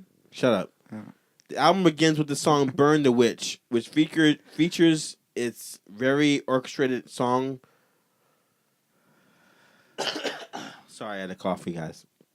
The first song is called Burn the Witch, which is very orchestrated song, which has lots of violins and plucky acoustic guitars. And the singer Tom York loudly moans his lyrics over the music in his usual tortured soul style. Like, what did you think about that song when it started off, Stu? I don't remember that song in particular. All right, cool. No, but I could give you a sum up of the album, but I can't tell you particulars about songs because I told you I listened to it in a party environment. The thing I'm noticing about the band when it starts off, the like whole orchestra playing, violins, everything like that, and they continue that with the next song called "Daydreaming," like piano ambient track. It's just like a lot of noises happening here and there, a lot of I don't know. What do you want to say, Mark? I can't think of anything right now. Well, going back to Burn the Witch, I like that song. I thought it was pretty cool. You know, it's a different sound, like sort of doing like, orchestral or... Right, orchestral. That's the word I'm looking for. These sounds, but like using them in an electronic sense of like sampling them and just like sort of doing weird stuff to them. Doing what Radiohead does best. Sort of chopping, screwing it up. Yeah. I was not impressed whatsoever for the first two songs. Then we get to the third song, Deck's Dark, and it continues the same musical pattern theme as the second song, Daydreaming. But to my surprise, they bring some actual live drummings to that before the atmospheric guitars and the bass come in. And I was like, all right, this is kind of an improvement. But the song I actually liked, maybe 4 songs in, was called Full Stop. It's got like the ominous bass going for it, and the drumming pattern is like a faster tempo. So I need some more energy with Radiohead. Yeah, I'm kind of like, oh, I'm bored, but I'm like, all right, I feel this song, and the rest of the band comes in after that song, and I felt that song was really mesmerizing in a way, and it kind of brought me back to what they were doing on Hail to the Thief. Remember that song, Hail to the Thief? In my opinion, their last good one. Oh, Hail to the Thief. Yeah, that was... I'm like, all right, this is kind of good now. And then things get a little bit abstract on the track Identity Kit. I said it right the first time. So that song, in between the verses where Tom sings over a simple drum beat, the guitar solos kick in randomly here and there. And as it builds... more the instruments including chimes and huge bass drums like you said before the orchestra thing the huge you go to your kid's recital, boom, that comes in, huge bass drums, everything like that. Timpani drums.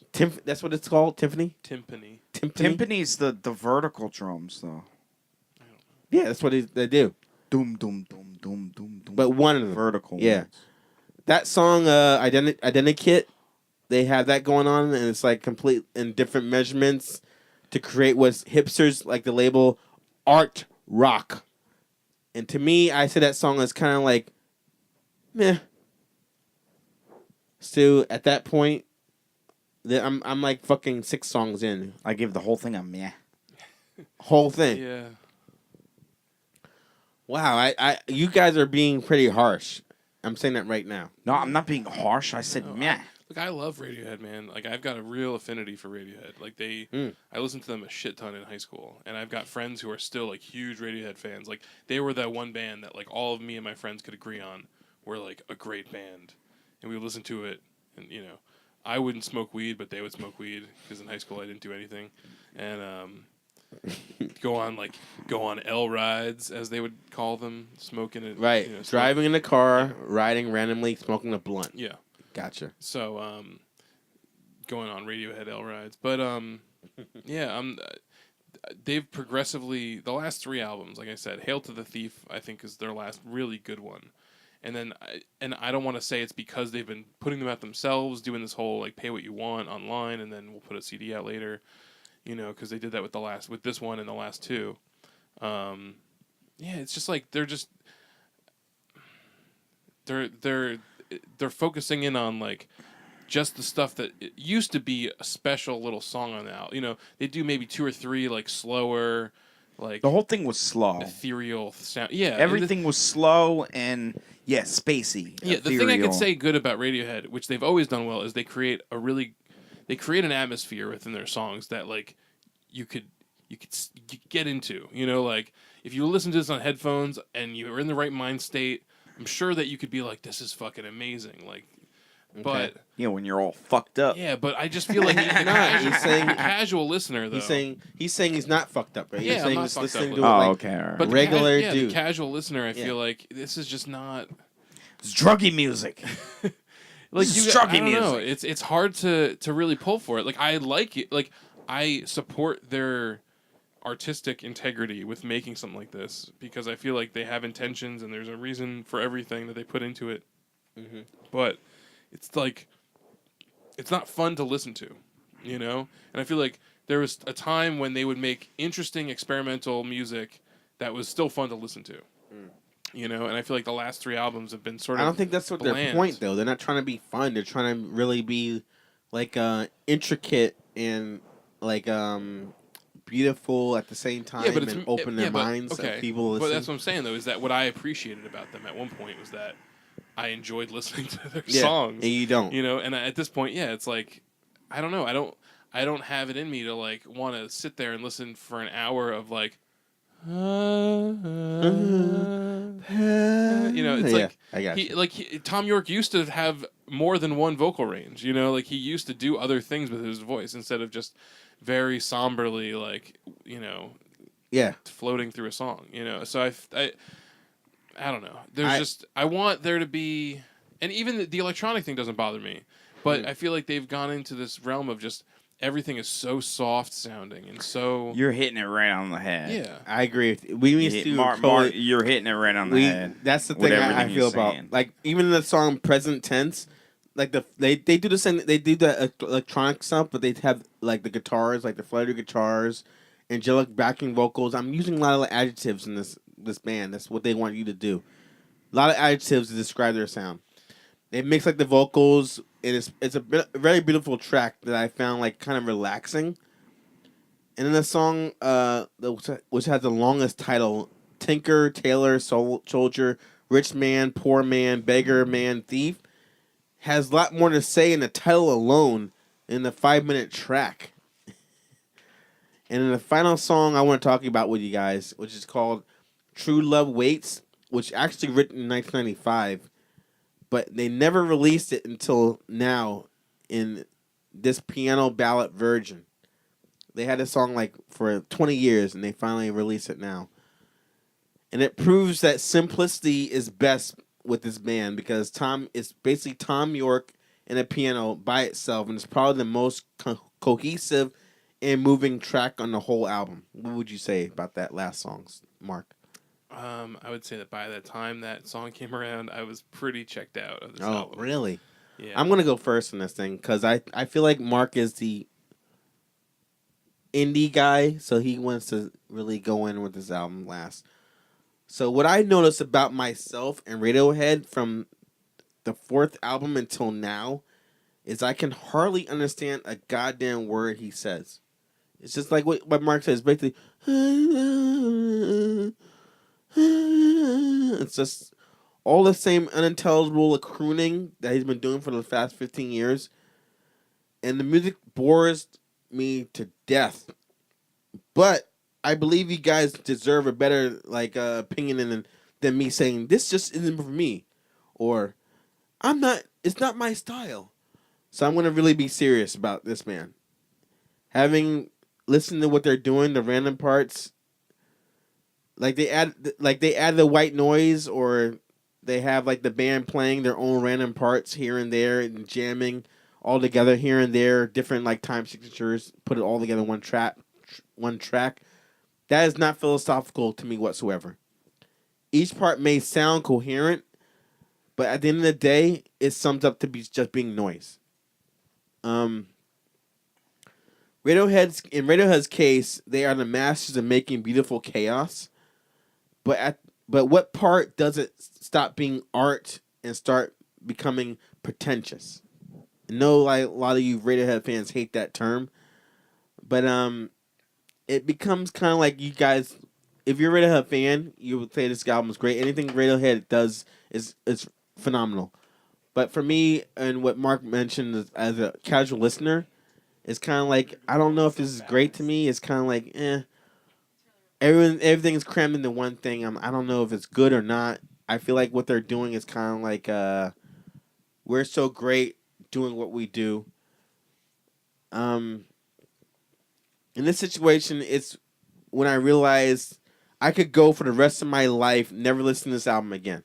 Oh yeah. I could die and if you heard the Red album more than once, no, I heard it once. I'm good.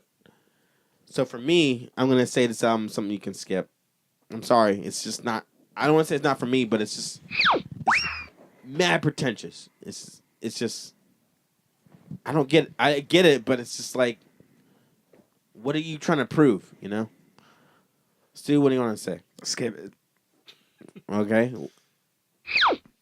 And mainly because you were bored, right? It's boring. It was atmospherics. Which Felt nothing like it wrong was with more. that. I felt like it was more. It's just not what I wanted from them. You want more Pablo Honey. Yeah. Yeah. No, I agree. So you guys out there, we're gonna get from Mark's opinion, who's listening to their whole discography.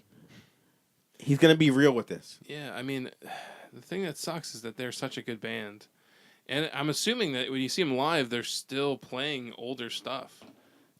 Not going back further than the Benz, though. Sure, not. Yeah, but I'm just saying, like in general, they're going to be playing, the national anthem or like other songs from Kid A or from OK Computer. Like you listen to Paranoid Android, and that's like one of my favorite guitar solos in that fucking song. Yeah, and like it just feels like wasted talent almost. Like when Tom York he has a side project called Atoms for Peace. When that album came out, I think he even put out a solo album too, just under his own name. I felt like, okay, he's finally got an outlet for like him just sitting in a room going, Yeah. and like with shitty music underneath it, and then Radiohead can finally be like a fucking kind of rockin' band again, even if it only got to the point of like, even if they never touched a distortion pedal again, like I'd be happy as long as the songs came out, a little bit more something. I don't know what it is. It's just these songs, especially this album, is just so boring, so one note. Like nothing is that interesting to really make me even want to. Right? Like I don't want to listen to it again. We were listening in the car. My girlfriend was like, It was like "Do we seashore have to listen noises." to whale noises. That's what she Yeah, called it. you said when I said seashore noises right as you said that. She was like, "We gotta listen to whale That's what noises it's now." like. So it's just I can't defend like In Rainbows, King of Limbs, or this album. I feel like these last three albums were just bad, and like to the point. Yeah, like I won't listen to them.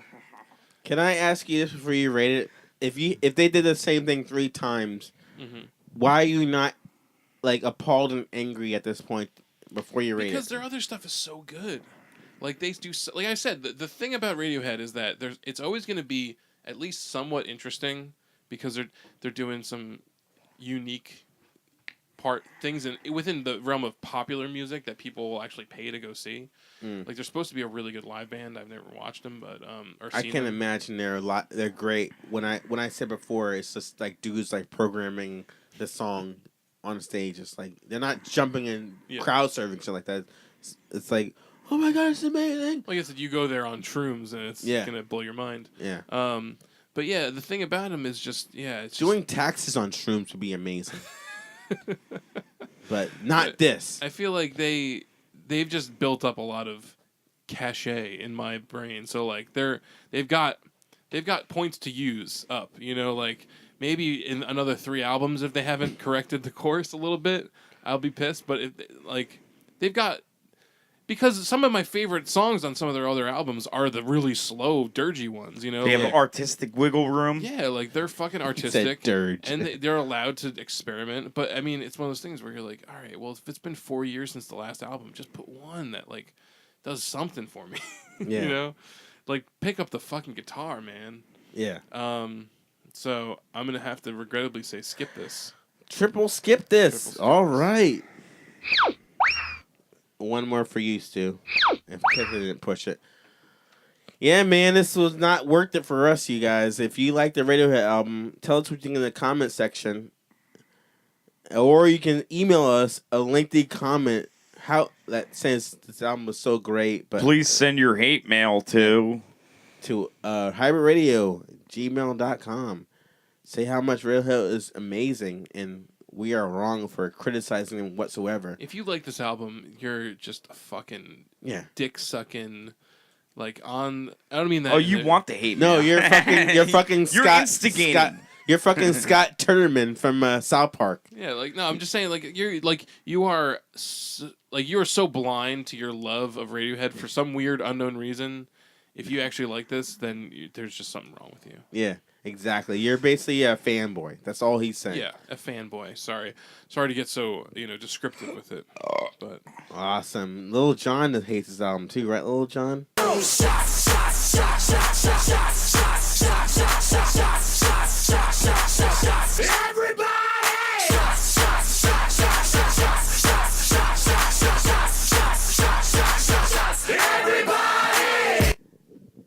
Yeah, man, we does not like the album. Neither does Lil Jon. He hates Radiohead. He likes the amp music. All right, next album we're gonna do. Mark, you want to text later? You good? no, this is very important. All right, I'm gonna do my intro. You ready? Done Yeah, by put now. that phone down. Next album we're gonna do I gotta piss though. That's kind of important. When I piss real quick, me Yeah. and Mark will talk. Okay. Go real quick. What's up, Mark? What's up? I crashed a wedding yesterday, Wedding Crasher. You did your Yeah. Vince Vaughn stuff. dude. People don't appreciate it. Why? You just want to be like Vince Vaughn. You're like, oh man, like, remember he was in Lost World, Psycho, Oh, that guy, Lost World, Clay Pigeons. Psycho, the Psycho guy. Run around going like, look at all the pretty babies. they're fucking- no, I went to it was my cousin's wedding in Connecticut. We got invited, and I mailed in the RSVP. Apparently, they didn't get it, so we sat through the ceremony. It was very short. It was honestly like a 7-minute ceremony. It was the best. Mm. My mom was like, because we're getting married soon. She's like, like. It's nice that there was it was a shorter ceremony because, like we want to, it's outside, it's hot, but, just take notes, because sometimes you might want to, and I was like, we're making it fucking shorter, Mom. It's going to be shorter than this. It's gonna be 2 minutes. You're married. Kiss her. But, we sat through this ceremony, we got through the cocktail hour, we go to sit down, and they don't have our fucking names for a table. And it turns out they never got our RSVP. So they had to fit us in, which was awkward as fuck. So that you technically crashed on a technicality. Yeah. I mean, I know I mailed it in. The mailman took it where he brought it to. I don't fucking know. He could be jerking off on the safe. You're gonna be like that movie I let you borrow, Eulogy, and find it in your fucking pocket. Oh shit! I'm a dumbass. I didn't mail it in. I know that it was in the fucking. I put it in the mailbox, and then it was not in the mailbox anymore when the mail came. So he took it. Some hoodlums took it in the middle It's of the like night. stuck under his car seat. The fucking mailman. Awesome. Sure, blame the mailman. I thought it was gonna be a crazier, big Polish crazy fucking wedding, but Like apparently there's some confusion. there's some falling outs going on in my Polish side of the family right now. So there's at least 10 people didn't show up. Snarky Mark, what is the Polish versus Italian side of you? Oh yeah, see, from my last name, people think I'm way Italian, but I'm 50% Polish and like maybe maybe 25% Italian. What's the other? I'm 25? also Polish, Italian, Irish, Welsh. Yeah, like Irish. Oh wow. Something else maybe. We're like the in same there. thing. My mom is from should Poland. make My out. mom was born in Poland and came Why are here when she you was a all kid. like huge and stuff though? I His don't know. penis, he means. I'm all scrawny, and fat. His penis, he means. Oh, you talking about penises now? You are right. Don't even talk about penises. Well, now. we I can't. won't We even bring can't that help up. it. I guess was Don't a make me penis whip guy. it out. Is it detachable? Yeah, Clinda doesn't want me to whip it out. Clinda, how did you like our guests? It's just a bunch of guys here. Oh wait, Thumbs damn up. it, Clinda's here. Clinda are. I would have whipped it out. You're gonna be at the naked streaking next week, right? Oh yeah, July 4th, Freedom Naked Run. yeah. So she'll see your penis. I was told not to even mention this, but apparently you guys are just advertising on the podcast. No, the Freedom Run though, it's a little different though. Your penis is very shriveled up. It's like cold out. Yeah. Anyway, Tell you me what my guys, penis let's get is. to the radio real bit. Red Hot Chili Peppers, The Getaway, backstory to Red Hot Chili Peppers. Right, Red Hot Chili Peppers. All They're right, so back, they started finally. in 1984. The year I Anthony was born. Kiedis and Flea, men in high school. They started the band. They did 3 albums, self-titled. The Freaky Stylies, which was produced by George Clinton, and they're like kind of like a funk rock band. Combine the two things. By the time they got to the Uplift Mojo Party Plan, the guitarist from that band, Hillel Slovak, overdosed on heroin, died. And the drummer from that band, Jack Irons, left the band to join Pearl Jam. So they were 2 people down, and then they ended up getting Chad Smith on drums, and then John Frusciante, amazing guitarist, got in the band. Recorded Mother's Milk, which is my favorite album by the band. Got the song, the cover from Stevie Wonder, which is called what? I can't remember the song because I'm too What are you talking wasted. about? Mother's Milk, Yeah. 4th album by Red Hot Chili Peppers. Yes, one of the best. Yes, my favorite album, which got the song. I can't remember the song name. I was too drunk to think of the song name. sure it's very What important. song name? Higher Ground. Higher Ground? Oh, Yes. oh yeah. Higher Ground's in that song. Knock Me Down. Amazing album. They go on to do the phenomenal album Blood Sugar Sex Magic, Yep. which if you listen to our past that was when they podcasts, really got big. is my favorite album that I should say Blood Sugar Sex Magic? my thankful record. Yes. Give It Away, Under the Bridge, all that shit. Basically, John Frusciante left the band to pursue a solo career and dip into heroin. And then they had to get another guitarist called Dave Navarro. And they did that 5th Who's album. that guy? He's from I've never heard of him. He's from the band Jane's Addiction. I know. They did the album One Hot Minute. Just fucking with you. Only My problem friends are so... Yeah. The only problem with that album is there's no funk in that album. So they ended up letting Dave Navarro go because they were never meshing and getting on the same page. And then John Frusciante finally got off heroin, joined the band again. They put out the album called Californication, which is I thought was a amazing comeback album, and really beautiful, intricate songs. Californication, Scar Tissue, Other Side, all that shit. Amazing songs. Proceeded to the next album, By the Way, which is good too. And they did a double album. I don't know if you guys heard that double album with the dun, dun, dun. I don't know the song. Stadium Arcadium. Stadium Arcadium. That's it. Thank you, Mark, for helping me out because I had too much drink. So the double album, and I wasn't listening to the band at that point. He's sloshed. I am. This is falling apart. I know. I'm trying to get it together. Let's get there. All right. So then they made this album eventually. Now, No. what do we think of it? We gotta help you now. Help me with the album before that. All right. The album before that. So after the CD on Credium, Yeah. John Frusciante leaves again Yeah. to pursue his solo career because he wants to like expand his like musical sound, but he don't want to hold the band back. He did put out that one really good album. He had one song on the radio, "To Drink Only Water for Something Days" or something. I forget what it's called. But You then see, I can imagine he does a song like that. That title alone. That's the album name, I think. Oh, There's okay. a song. The song was something else. I forget now. But yeah, there was one song that was on the radio. It was a good album too. I never heard of his solo shit on the radio. It was good. So John Frusciante leaves again to pursue. There's no hard feelings. Leaves the band again. So they end up getting the guitarist. His name was Josh Klinghoffer. You got too much Chili Peppers history here. Yeah. Seriously, come on. So we're up now. John Klinghoffer. I mean, A shot of Chili we Peppers. don't want the whole history of the Chili We're Peppers. caught up now, man. So Did we get up to the album yet? People Can we know. talk about the album? No, because the album he's on was the last one, the 10th album, which is John called Frusciante on this one. No. Josh Klinghoffer was on the 10th album, which is called I'm With You, released in 2011.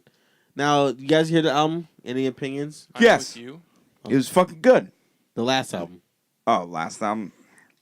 I don't fucking remember. Mark, the last me and album. you trying to actually think. worked at the CD store. We not Oh, disclosed. that's the one with the fly on it? Yeah. Okay, no, I don't think I heard anything off that, unless there was a single that I don't know that was them. What Okay. the fuck did they put out off that album? I can't remember. It was Yeah, just the it's point I'm making. bullshit. So that album has got a lot of like a negative criticism from people. So they're just cranking out crap Yeah. for the hell of it. Now this album that we're gonna review right now is their It's fucking 11th, good. the 11th album, which is called The Getaway, and it's the first one to not be produced by Rick Rubin since Mother's Milk, because he produced Really? all their albums Huh. from Mother I could tell Blood Sugar Sex Magic to now. because there was less Flea. Somebody told Flea to calm down. This album was produced by who, Stu? Danger Mouse. Oh, really? Get excited, because I know you like that shit. Who's Danger Mouse? Really? The Gray album. The Grey album. Oh yeah, Gnarls Barkley. Gnarls Barkley. Thank Gnarls you. Barkley? All right. Yes. All right. Thank you.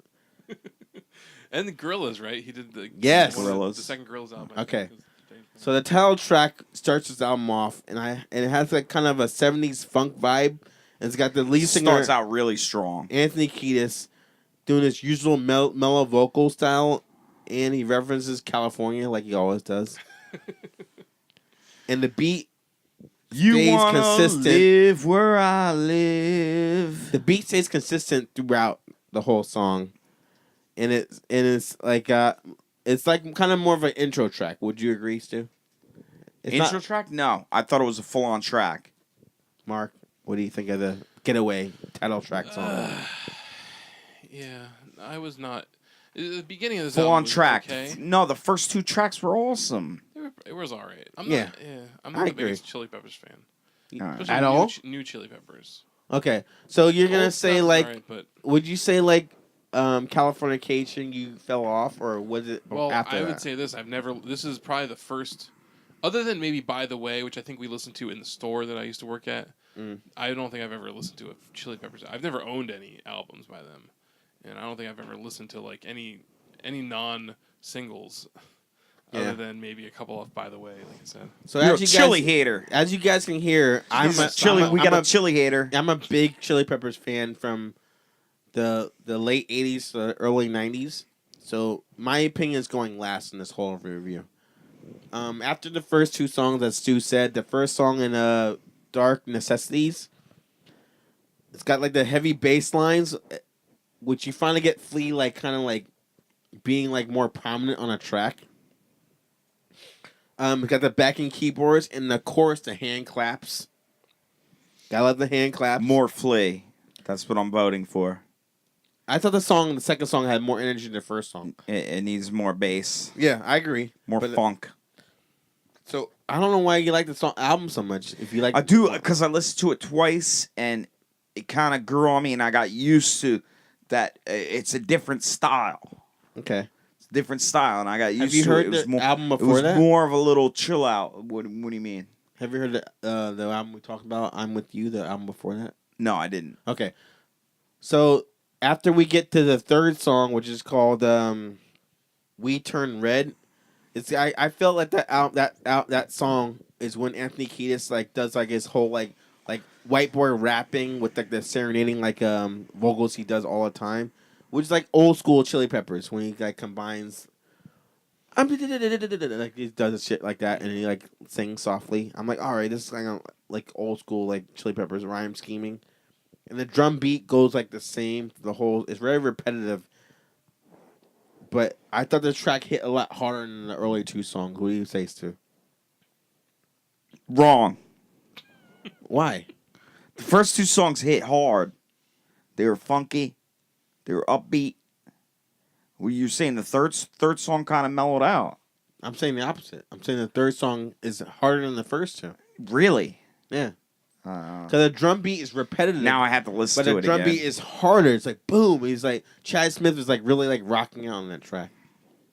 All right, I didn't pick up on that. All right. I thought it tapered off and got a little bit more ballady after the first two tracks. I will agree with you on that because the next two tracks, The Longest Wave and The Goodbye Angels, start off with like a unique guitar intro. Maybe it was after the first three tracks, then it got a little more ballady. I don't know.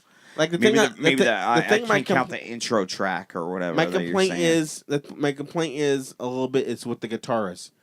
Like he's not really like shining on the first three songs, but by the fourth and fifth song, he does an intro and it's like, all right, I can recognize his style, what he's doing. It finally given an opportunity for him to shine on a song. Would you say the same thing, Mark? Like No. he's kind of like no I didn't like this album. at all. No. Nothing impressed you?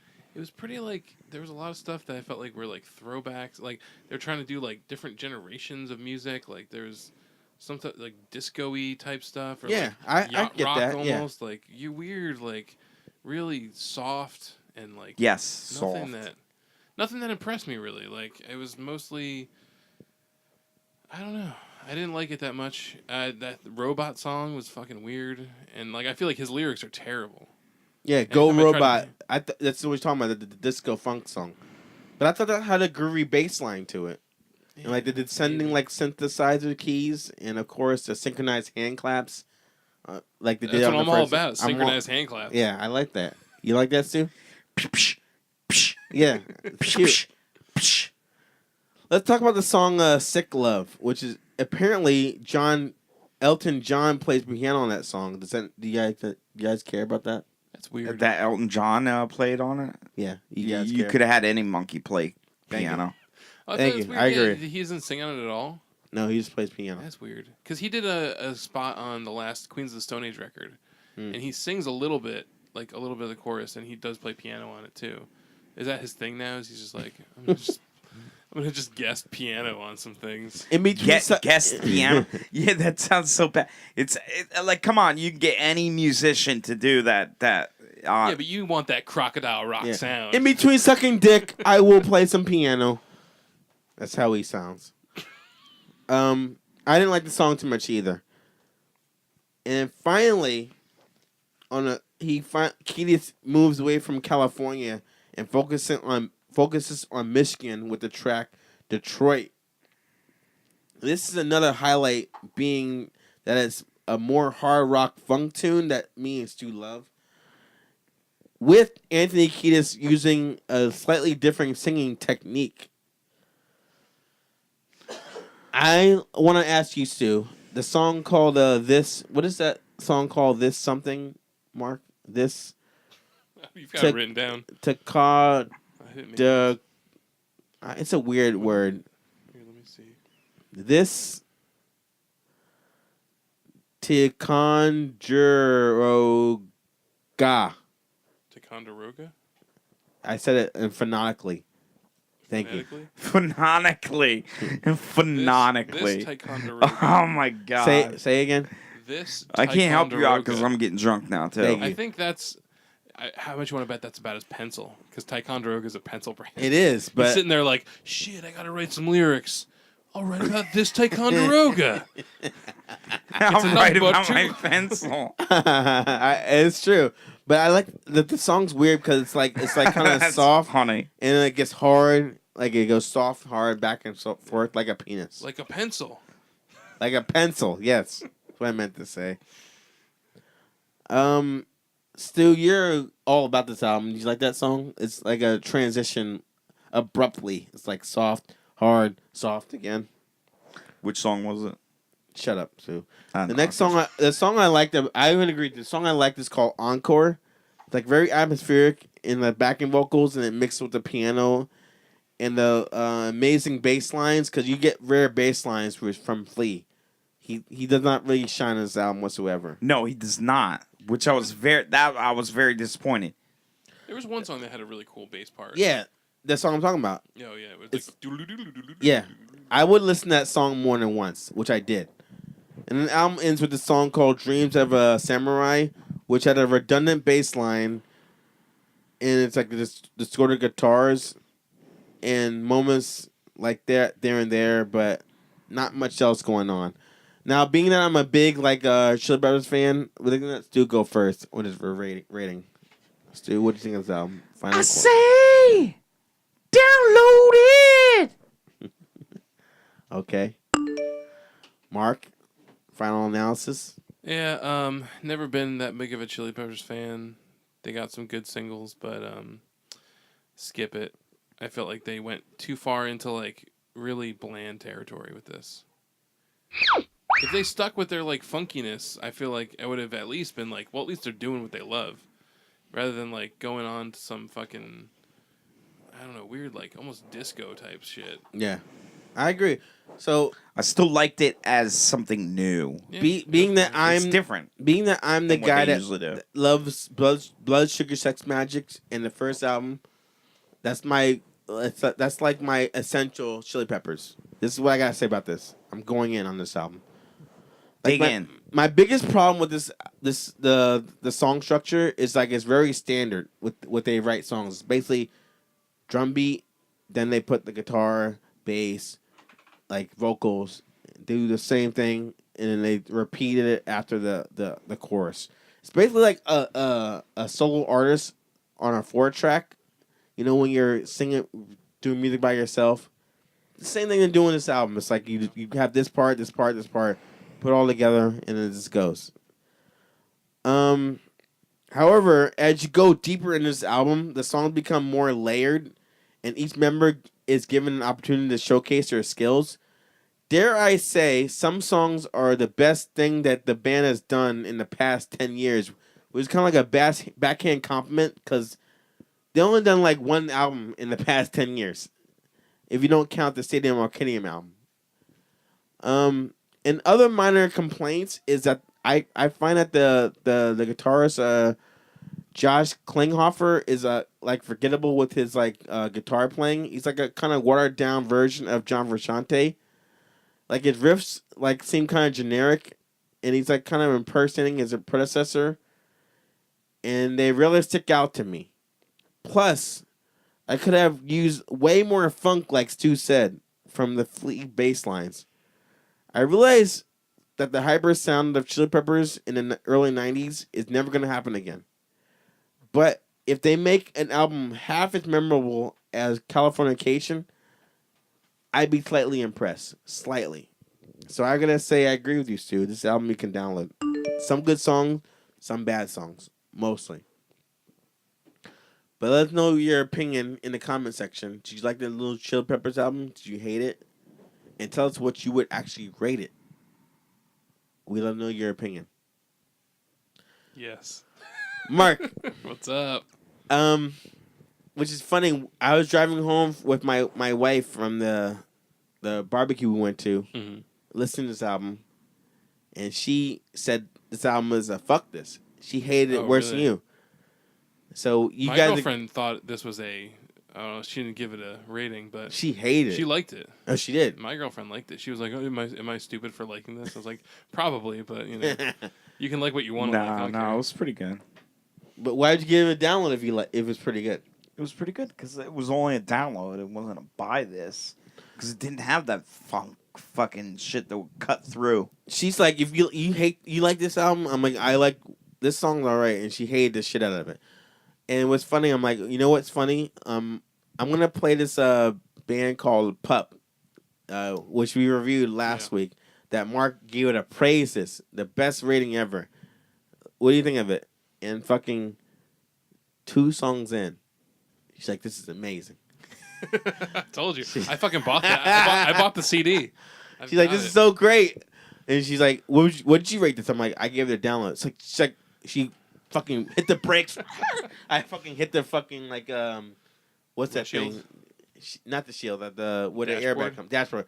She's like, you gave Chili Peppers a download this and this album too. You gotta think about your priorities, Jarrell. I'm like, you guys gotta hang out, dude. It's like crazy, dude. Like, she loved that album. Like 2 songs in, she's like, I love it. I'm like, well, the thing that I gave it a download, it reminded me of these 2 bands. She's like, I don't hear that at all. This is like a intricate band that's doing something I never heard before. And it's kind of funny. I want to mention that to you. Like, she That's loved that. pretty great, yeah. I've been listening to. I listened to the shit out of it. Like I said, I got the album. So now Now you got my wife. My wife saying it's great. So obviously you're right all along. Yeah, obviously. And she's gonna actually be a guest on our podcast in 2 shows from now. We're gonna review the new album from Blink-182 because she's a Blink-182 purist, but she's harsh, as you can see, because she gave this album a fuck this. It's not that bad, but she hated everything she played. So do you know, preview? What's her thoughts on Tom DeLonge leaving the band?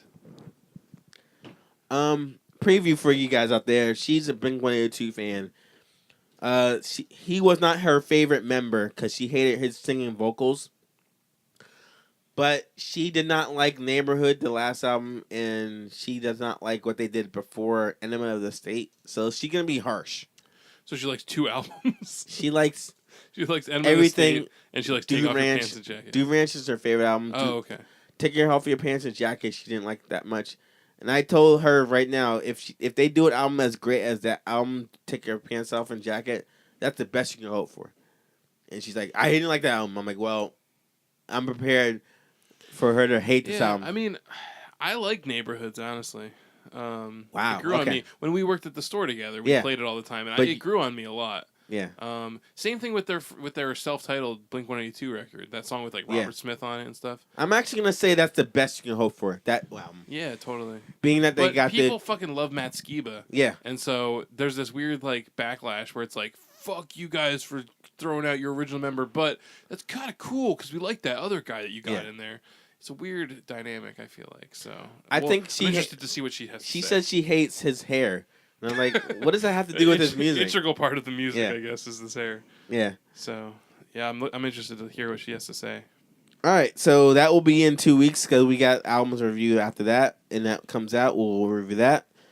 Got one last one. I'm sorry, you guys. I was drinking too much. Let me sober up right now, and we'll do the next one. God damn it, Lil Jon!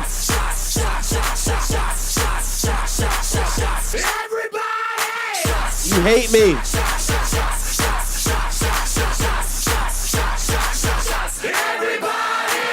All right, I'll do one more, and then we're good. Where are you going, Mark?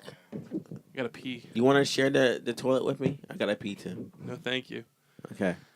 You can borrow my detachable penis if you want. You know, it's like Ghostbusters. You can't cross streams. Yeah, exactly. We won't. I'll pee in the sink. You pee in the toilet. Or vice versa.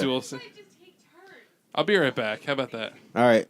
Mark will be right back after these messages. After these messages, we'll be right back. Don't cross streams.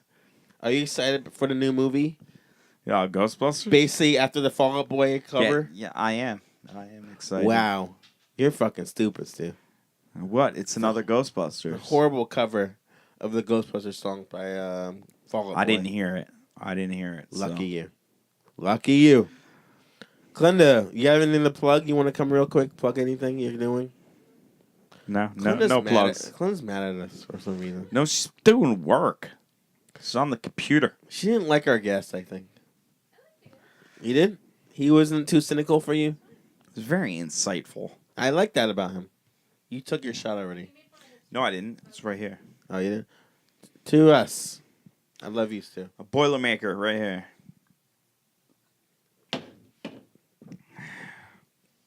We slam our drinks down. Right? That's weird about us, right? It means we finish our drink. I think everybody does that. Woo! And then they do a little tweak thing with their head. Only you after do that. After the wild turkey really bothers you. It sucks. I really want to play a Your head- song with your head him. just- yeah. Got my guitar here. I wanted to play some songs. Oh, dude. you got an acoustic? Yeah. I wanted to play some songs with him. We'll do some later. It's all right. Yeah, all right. Well, off the podcast, we'll play some songs. You guys want to hear some songs? Email us right now. Do you want to hear Jarrell play guitar? Yes or no? Yeah, man. If you want to hear me play guitar, I'm playing a show Oh yeah, plug it real quick after the show. afterwards. After we do all our emails and our last review, Okay. which is by You're in a Garbage. Garbage has a new album called Strange Little Birds. And they are American Scottish alternative band from Wisconsin. Now, let's be honest. By saying they're Scottish American, then maybe 1/4 Scottish. Yeah. Yeah. It's just her, right? One She's the only person. Yeah, so I want to say that's right now, you guys. Now, the band was formed by famous producer Butch Vig. And he's a producer that's produced albums by Nirvana, like the album Nevermind. Smashing Pumpkins album, he produced the album called Siamese Dream. Foo Fighters, he did the Wasted Lights Some of album. the best. Yes. Some of the best. Yeah, basically Some of the best. amazing albums he produced. And he plays drums in the band of Garbage, and with Duke Erickson on bass and Steve Marker on guitar. But let's be honest, the real showcase of the band is from the front woman Shirley Manson, who is the band discovered when she was singing for a group called Angelfish.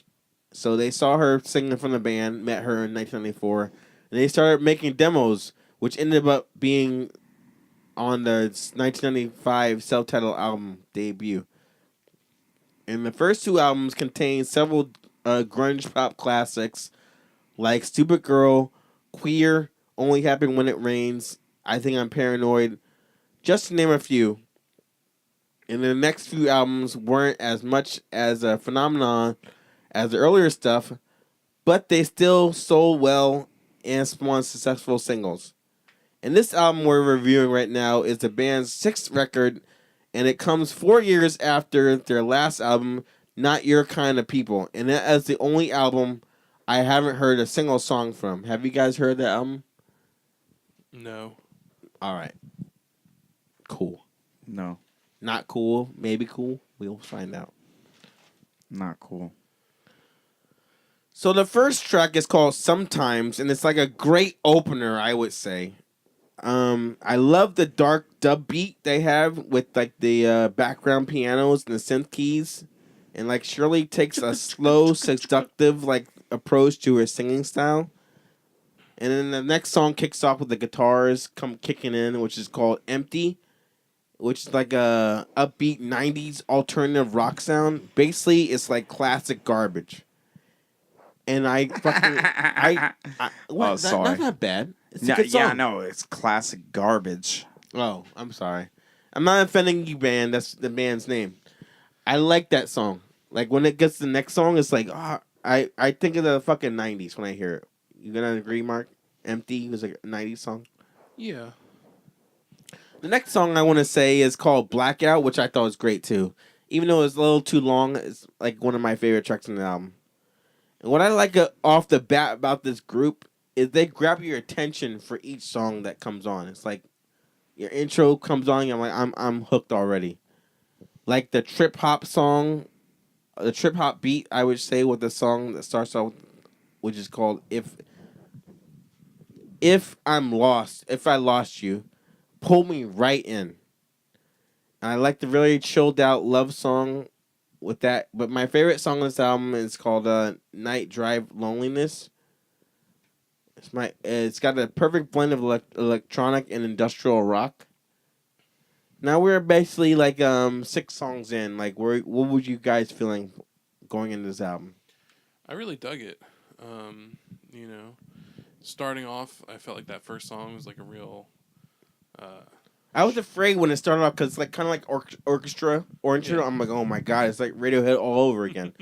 And like it's like, all right, I'm feeling this. And when the second song kicks in, I'm like, all right. I like that it's cool. a darker feeling album. You know, it's got a little darkness to it.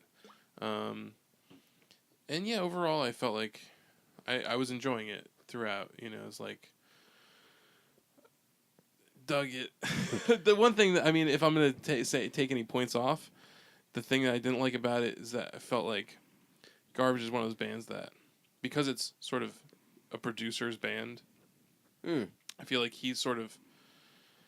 I don't know. I feel like they've done this thing where after the first album, everything's sort of progressively gotten more poppy, processed feeling. Like it's very like there's not a lot of air to breathe in this record. Like it doesn't feel like any notes out of place. Everything is very like the way it's supposed to be, worked on and like perfected.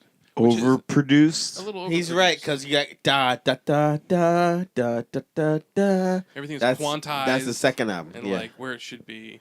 Yeah, you know. I like that about them, but this album doesn't have so much poppiness. When they're a little when maybe there's a little more grunge influence. You know, like to have little good enough for punk rock. Yeah, but I feel like this album has that though. A little sloppiness. It's got little touches, sure. It's got an attitude, but I don't like. I feel like her singing got a little old to me throughout it. Like by the halfway point, I was like, "She gonna do anything else?" Like in the past, like she's done. I feel like there's a different style to her voice now. It's very like drawn out and she's singing a little slower than she would have in the past, and like there's no like.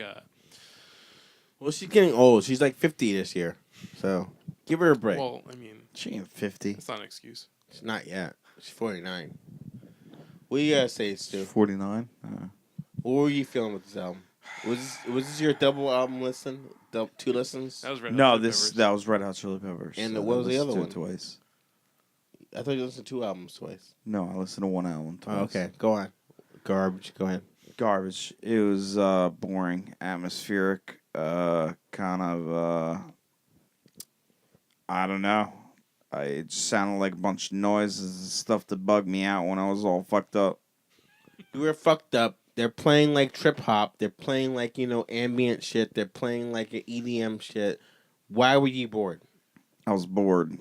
I feel like with this, it's like, I don't know, what are they doing on this album that Portishead didn't already do like fucking 20 years ago? It's heavier guitars, but they go back to like the dub shit. You weren't liking that, Stu?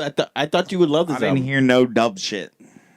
They got the throwback like pop grungy guitars on the track. I don't know what you're talking about. What you consider dub? Like the techno beats. I like techno that. beats. I didn't hear any techno beats. Program shit, like Mark was saying. Just because it's programmed doesn't mean it's techno beats. The thing I like about the band, they're not sticking to one style. They do like different things. What do you say, Mark? They're doing like, they have the different moods for each song. Mm-hmm. You didn't agree, Stu? Different moods, sad, upbeat, sad, different, like that. No, I thought it was all kind of atmospheric. Yeah, it's good, but it's not the same atmosphere. I like a little harder driven stuff. I like the hungry songs they did. Hungry? What do you mean? Well, it was just like sad, upbeat. There were some hungry ones in there. There were some sleepy ones in there. Oh. There were some like hungry ones. He didn't mean like I want to eat. I want to eat food.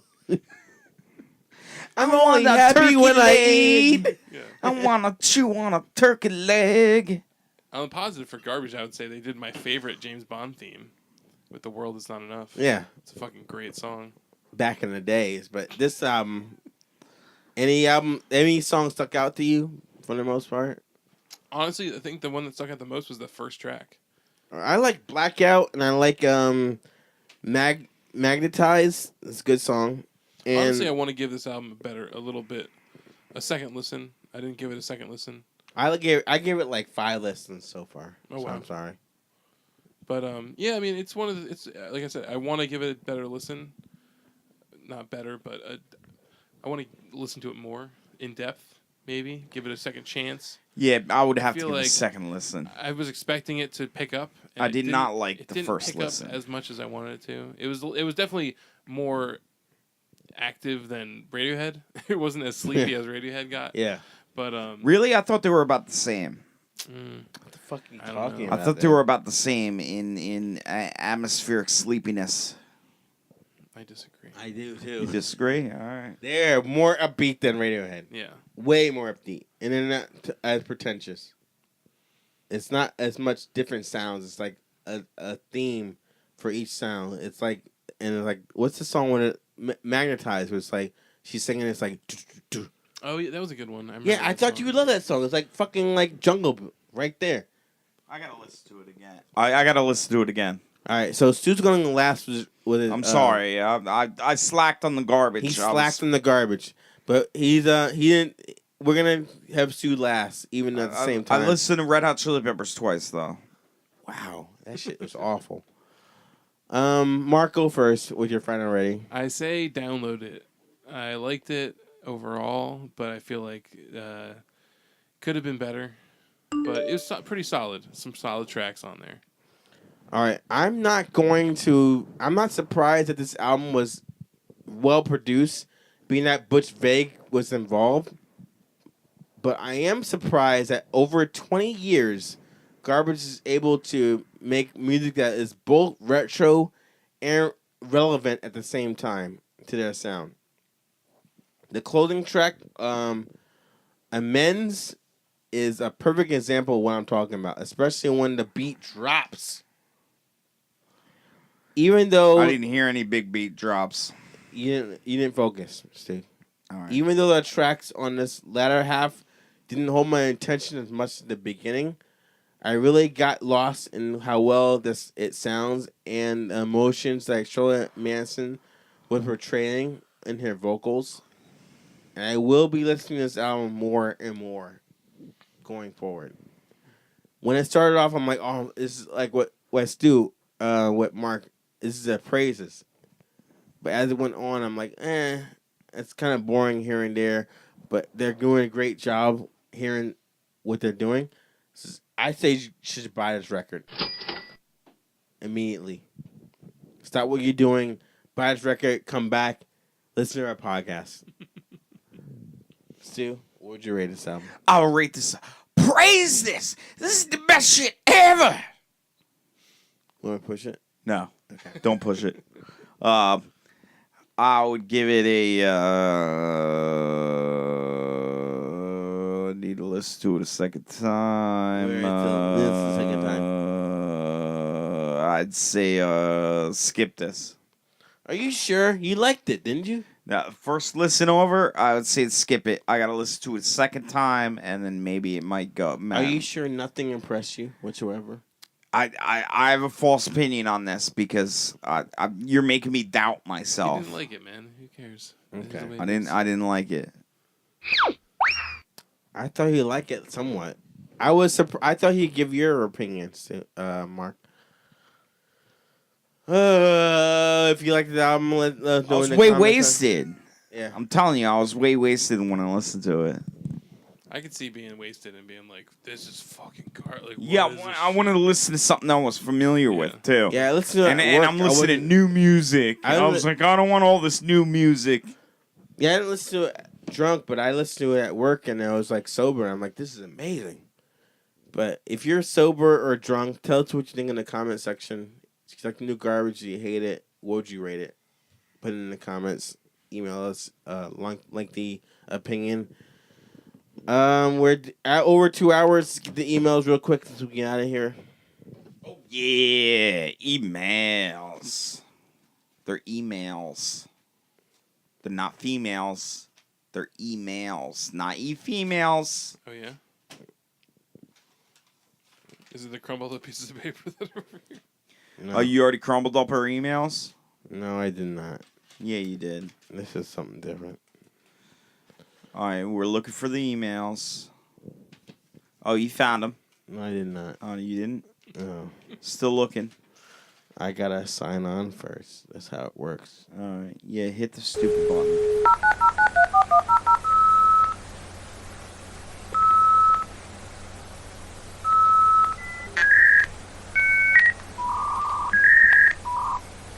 Still didn't find it. That looks like an email. So does that.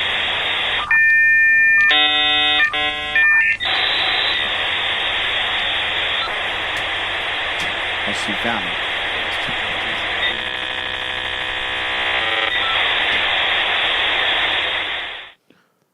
All right, let's see. We got the emails here. We'll get out of here real quick. I'm sorry we are too drunk for this show. I can't believe you print that stuff out. We can't get out of the paper age and stop killing trees. He didn't press the printer button yet. Oh. But You've got mail. You've got mail. Hey, we've got mail.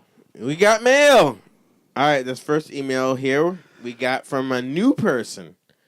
His name is Duncan. Say it his Duncan Hines. Say his Asian name. Nigyan? Thank you. Nigyan. Nugent? No, it's with an N, but it's silent. Yeah, that's. Oh, so it's Gyan. Say it. You haven't shown it to me. The person who probably. Is that supposed to be a joke? Nugent. Nugent? Like I've had other Ted? people. Okay. Not Nugent. Say it again. Or like Nguyen. Nguyen. And he says, "What's up, guys? I saw one of your videos on YouTube, and I find you guys pretty damn funny and insightful as well. So maybe you can help me with a conundrum. As you probably... What's so funny? you reading. You reading is just fun. Keep going. Keep going. Right. It's just funny. Guys. Should I read it in his voice? As you probably are aware. Yeah. No. Don't read in Hey. any funny voices. Okay. Just read it. That makes it worse. As you are noticing, gun control is the latest trend in the U.S. Plus, with the fact that it's political season, my Facebook friends are starting to flood my news feed with their sometimes asinine opinions. I'll let you guys guess which party I'm supporting. Anyway, I'm thinking about deleting them until after November to prevent my future anger and somehow salvage my respect for them.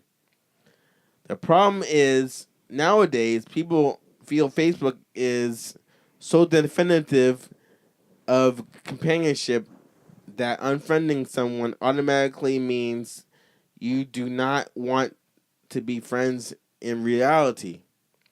Just wondering if you have peers on Facebook or social media who are posting views that cause you to question some relationships. Thanks for reading. Keep up the good work. You want to go first, Mark? Yeah, I rarely use Facebook to post anything, although I do look at it from time to time, and I've recently deleted a few people for posting stuff where you're like literally people who posted, if you don't fucking agree with this shit, delete me off your friends list. I was like, thank you for giving me the fucking permission to get rid of your fucking piece. If they have reviews that you don't agree with, if they won't present them in a way that's like in a positive, let's have a dialogue type of way, if they just want to tell you that what they think is the best, I mean, we all know who these people are. Yeah. But if they don't have a discourse with you, if they're just like, no, what I say is good. Yeah. This is what we should have. More guns. Then just fuck them. You don't need them in your real life. I mean, fuck Facebook. Like, send a fucking mail bomb to their house. See, the problem I want to say with Mark, which I agree and disagree with at the same time, is I like my friends, but at the same time, Facebook is bad because you gotta know what they are thinking. Well, let's So be honest. I I mean, hate you're that. gonna have people on your friends list that aren't your friends. Sometimes I keep them in. They are your They friends. do have different opinions. Yeah. I'm like, oh, you offended me? You know what? I'm going to look over it. And maybe next time you won't offend me. No, I just don't like. I still keep them as friends. And Depends on how I good of almost friends they are. I almost want to see him offend me. I was like, no, offend me worse. Offend me worse. Why? You don't I want to. do. I You like want to be keeping friends him with him around. still, right? Yeah, no, yeah, I want to be But if friends there's with someone, him. I'm saying, but you have people. I on your wanna friends list see that what they aren't have your to say. friends. That's Like maybe- interesting to me. Like maybe there was a guy who was like friends with my brother who I haven't talked to in years. You know, we're randomly Facebook friends because of course you accept everybody that says they want to be your friend. And then they're like, like this person's, whatever. They start putting their political beliefs in there. They start nonstop putting like racist or homophobic stuff. Do you really want to keep that person in your life? Okay, I didn't run into that. I didn't run into any at that extreme. Like political where stuff, they're I like, understand. fuck gay people. Yeah, but when you start seeing people where they're like, I agree that we should bar all Muslims regardless of anything, or we should tell all gay people they can't use a bathroom, or like any of that shit. It's like I feel like we're in an age where it's okay to just say fuck you. Like, I'm not gonna be your friend anymore. I don't agree with what you stand for, and like, why should I have to like? I don't have to like placate you to sit here and be like, oh yeah, totally, man. I mean, what are you gonna do about those Muslims, right? It's like, All right, I gotta say something about this. We're back. Sorry, I had to pee really badly. So I thought you were giving yourself a really good exit point, and you're like, I've got something to say about this, and then you paused it. we'll clean it up in post. I gotta say something about this. I'm basically like I got people on Facebook that don't want to. They say they're supporting things like that of the right wing, Mm. and I still want to be friends with them, but it's hard to like agree with their opinions or say anything. Just ignore them. I don't know why you don't do that, Mark. They say opinions, Why should I just have to ignore ignore them. people? You don't have to say anything. It's like I don't want to unfriend Yeah, them. but I feel, you know what? Here's the thing, though: is there's a point where ignoring someone is the same as agreeing with them. I feel like there's a point where you're like, if I don't say anything or at least do something to get this out of my life, maybe they'll see that and think, well, I guess I'm alienating people. Because if you do nothing, then that's how Donald Trump is fucking gonna be the president. Stu's Because back. people do fucking nothing that think otherwise. That's if how- you don't agree with it, then fucking do something about it. At the very least, cut it out of your life. You know? Well, how is disagreeing with this one person on Facebook gonna change anything? That's No, what it's the not going to person change anything. What I'm saying though is there's a point where you have to do something for yourself, for your own like sanity. Where like, are you just sitting by and idly agreeing to have people that spew garbage into this world? Not the band, but spew hate and like terrible opinions that are going to ruin this country. Like, if you give a shit at all. Like, the least you could do is tell that person that fucking spouts garbage on your Facebook page to fuck off. Or at the very least, fucking unfriend them. If you just sit there and, like, passively say, well, I guess I'll ignore that person, they probably think, oh, I'm doing a great job. Everyone fucking agrees with me because no one's telling me otherwise. What do you say, Stu? And unfriend your friends on Facebook if they don't agree with your opinion or deal with it? I've never unfriended a person. Yeah, I never did still either. keep them on my Facebook, and I look at their stupid shit. Like, I got this one dude that's like all about guns. He's like, I love guns. I'm like, you're just out of control with the guns. But I still like looking at his posts. Okay, so the problem I have is if you unfriend someone on Facebook, they like what the guy said on an email, they automatically I don't assume agree, they but- assume it's like you don't want to be my friend in reality, and it's like Yeah, it's why- not true. Well, I that's don't true for want me. to know your opinion. I don't know what's in your head. It was so great before 2006 to be friends with people. Now it's like we know that people have a thought like, oh, I want to put on my Facebook what I'm thinking right now. It's like fucked up. It's fucked up. I don't want to know what you're thinking. Yeah. We were great friends Well, before that's why that. I don't post shit on there for the most part, unless it's informational about something that's going Yeah. on. And it's just like, I don't know. I disagree with you. If there's someone that's posting stuff that I don't agree with, not even that I don't agree with. Like I said, the biggest thing for me is if they don't want to have a fucking discussion about it. If they want to have an I'm right and you're wrong and fuck everybody that disagrees with this and Donald Trump forever, America used to be great when we had slavery, like all that kind of shit can go. Like if someone has that opinion, I don't want to be friends with them in real life or on the internet or anywhere. Like, why would you just say like, oh, like I don't want to hurt this person's this terrible person. I don't want to hurt his feelings because he has a terrible opinion about the world. Yeah. Like, sure, maybe you can try to fucking change their mind and be like, well, you're my friend. It depends on what level of friendship you're at with them, But if someone who I'm not at all friends with, I never see in person, and the only time I ever hear from them is when I check Facebook and they're spouting, racist, homophobic, terrible shit, why do I need that in my life? I don't see them in real life. I'm never going to again.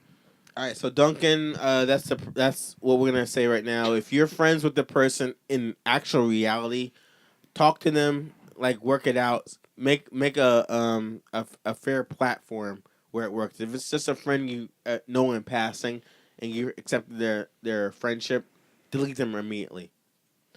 The problem I have is, like, I have people that put that on there, and I like gun control or non-gun gun control and Donald Trump forever, and I don't want to like post something and it goes back and forth like forever and forever. So I don't say anything about it, but it's like I don't know. It's just for me, it's kind of like I wish I value our friendship prior Facebook, but we're in this age now where Facebook and friendship is hand in hand. If you were anybody who loved the Cosby Show, and then you find out that he fucking drugged and raped over 40 women. Yeah, everyone hates him though. Now you're like, did I like can I still like the Cosby Show? Mm-hmm. Can you still be friends with that person once you find out that they agree with terrible stuff and want terrible things to happen? Like if they have in your opinion, the wrong opinion, right?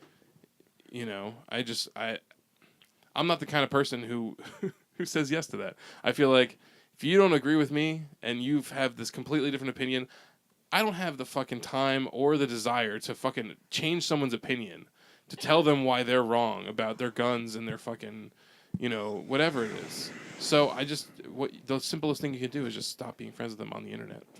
I hear. And the reason I asked Mark because I sent him a friend request on Facebook and he has yet to approve it. So apparently, my opinions don't agree with you. I'll approve that. I think Jay requested me too. Yeah. All right. You know what it is that there was a point. You know where what? I'm not even friends with you on I Facebook. Declared a cutoff. I'm not even friends with Mark. I don't on like Facebook. you right now. I'll tell you right now. I literally have probably at least 50 requests pending because there was a point where I decided I'm not accepting anybody else. All right. He just my he own reaches weird the capacity, so we're too late. I'll agree. I can't even be friends with Mark on Facebook. You.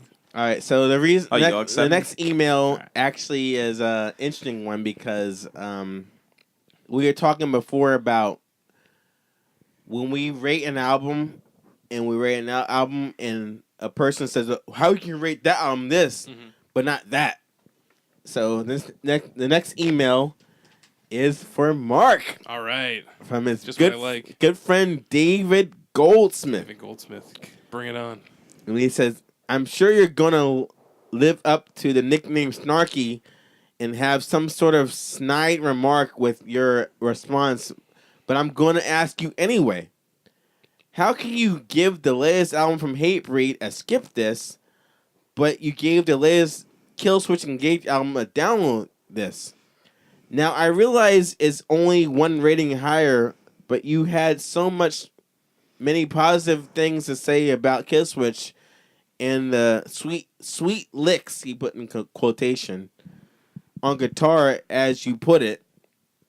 Didn't Hatebreed use the same thing, the same thick guitar sound on the album too? I disagree. Smacking Mark's face. I mean, if you are going to criticize the band for having too many chuggas, make sure you don't contradict yourself and give another band a pass for doing the same thing. Sorry, man, but I was just as offended as Jarrell sounded when you gave your rating. I still respect your opinion and love the show, but please explain how these two albums differ to you so I can sleep at night. Oh, Thanks, jeez. Dave. Well, I'll get right on it, so that way you can get the fuck to sleep.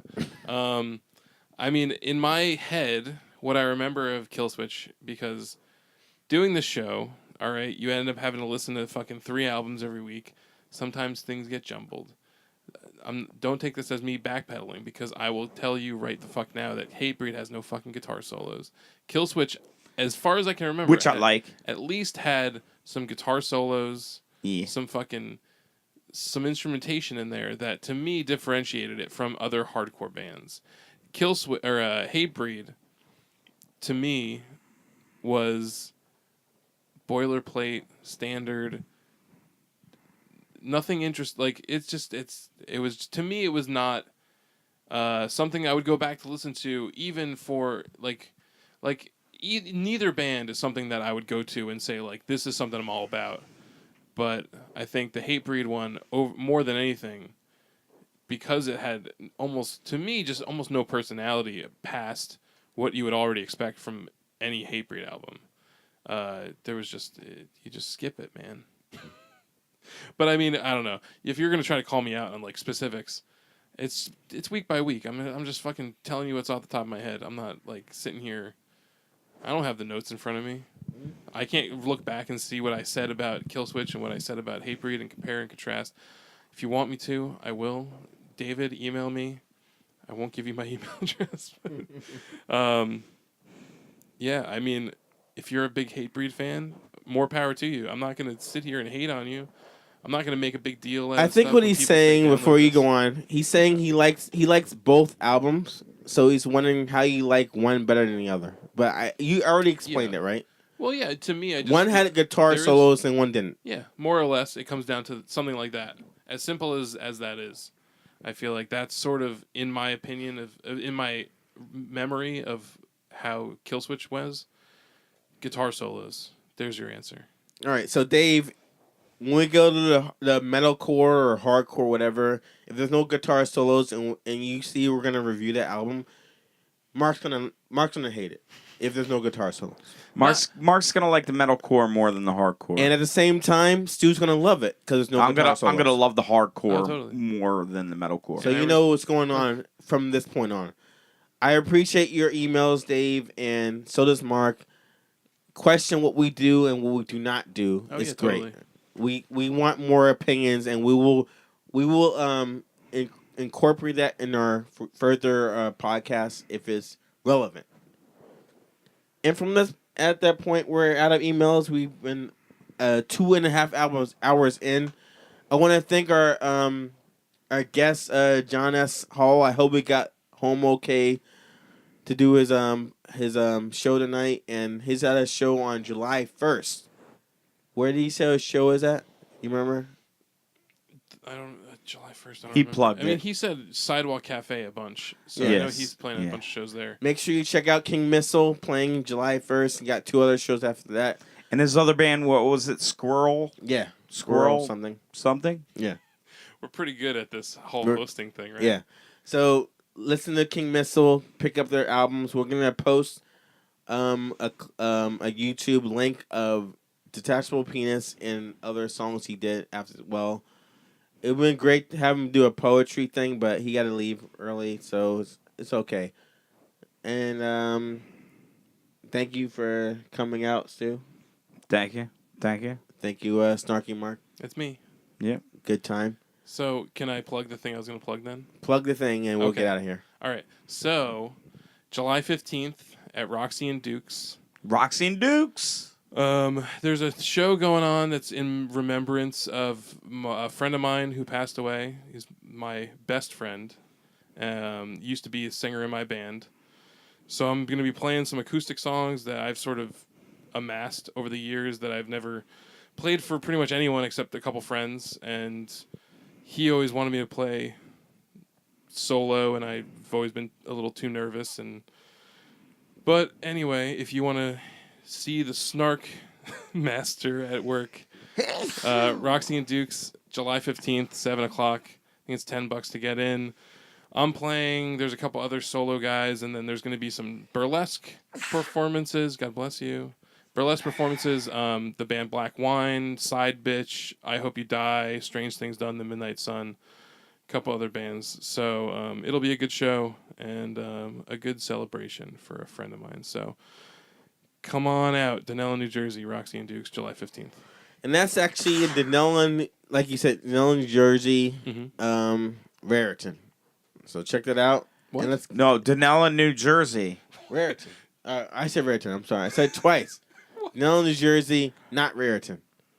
Denellen, New Jersey, not Raritan. Yes. We're in Raritan. Yes, we are. That's in Denellen. In case you were really thinking it was Raritan when I said It's Denellen only a few before. train stops away. Yeah. Right. Take the train if you're going to drink like we did tonight in this show. All right. Let's get out of here right now, you guys. Woo! Drank too much tonight. Thank you, Little John, for providing us with too much wild turkey bourbon and too many past Blue Ribbon. Yeah, what is that called again? PBR. No. What is that? A Boilermaker. Yeah, so if you want to get in touch with us, go to our website, njabberradio.net. Go to the contact section. Type in your comments, email address. It'll come right through our Gmail account, which is njhabbitradio@gmail.com. Any comments, questions, opinions. Also, you can go to our Facebook page, facebook.com/njhybridradio, or go to our YouTube. Go to YouTube, and then you can find us on there, Hybrid Radio. What else can you find us? You can go to our, that's pretty much it. Website. I said it already. Oh. So we're good. Yeah. Yeah. Good. End it. Oh, We're out. sorry. If you want to send any promotional CDs or any bands want to get in contact with us or any Snail mail. labels want to send us some promos for our Reddit record radio station, go to send it to Hybrid Radio, P.O. Box 297, Raritan, Raratian,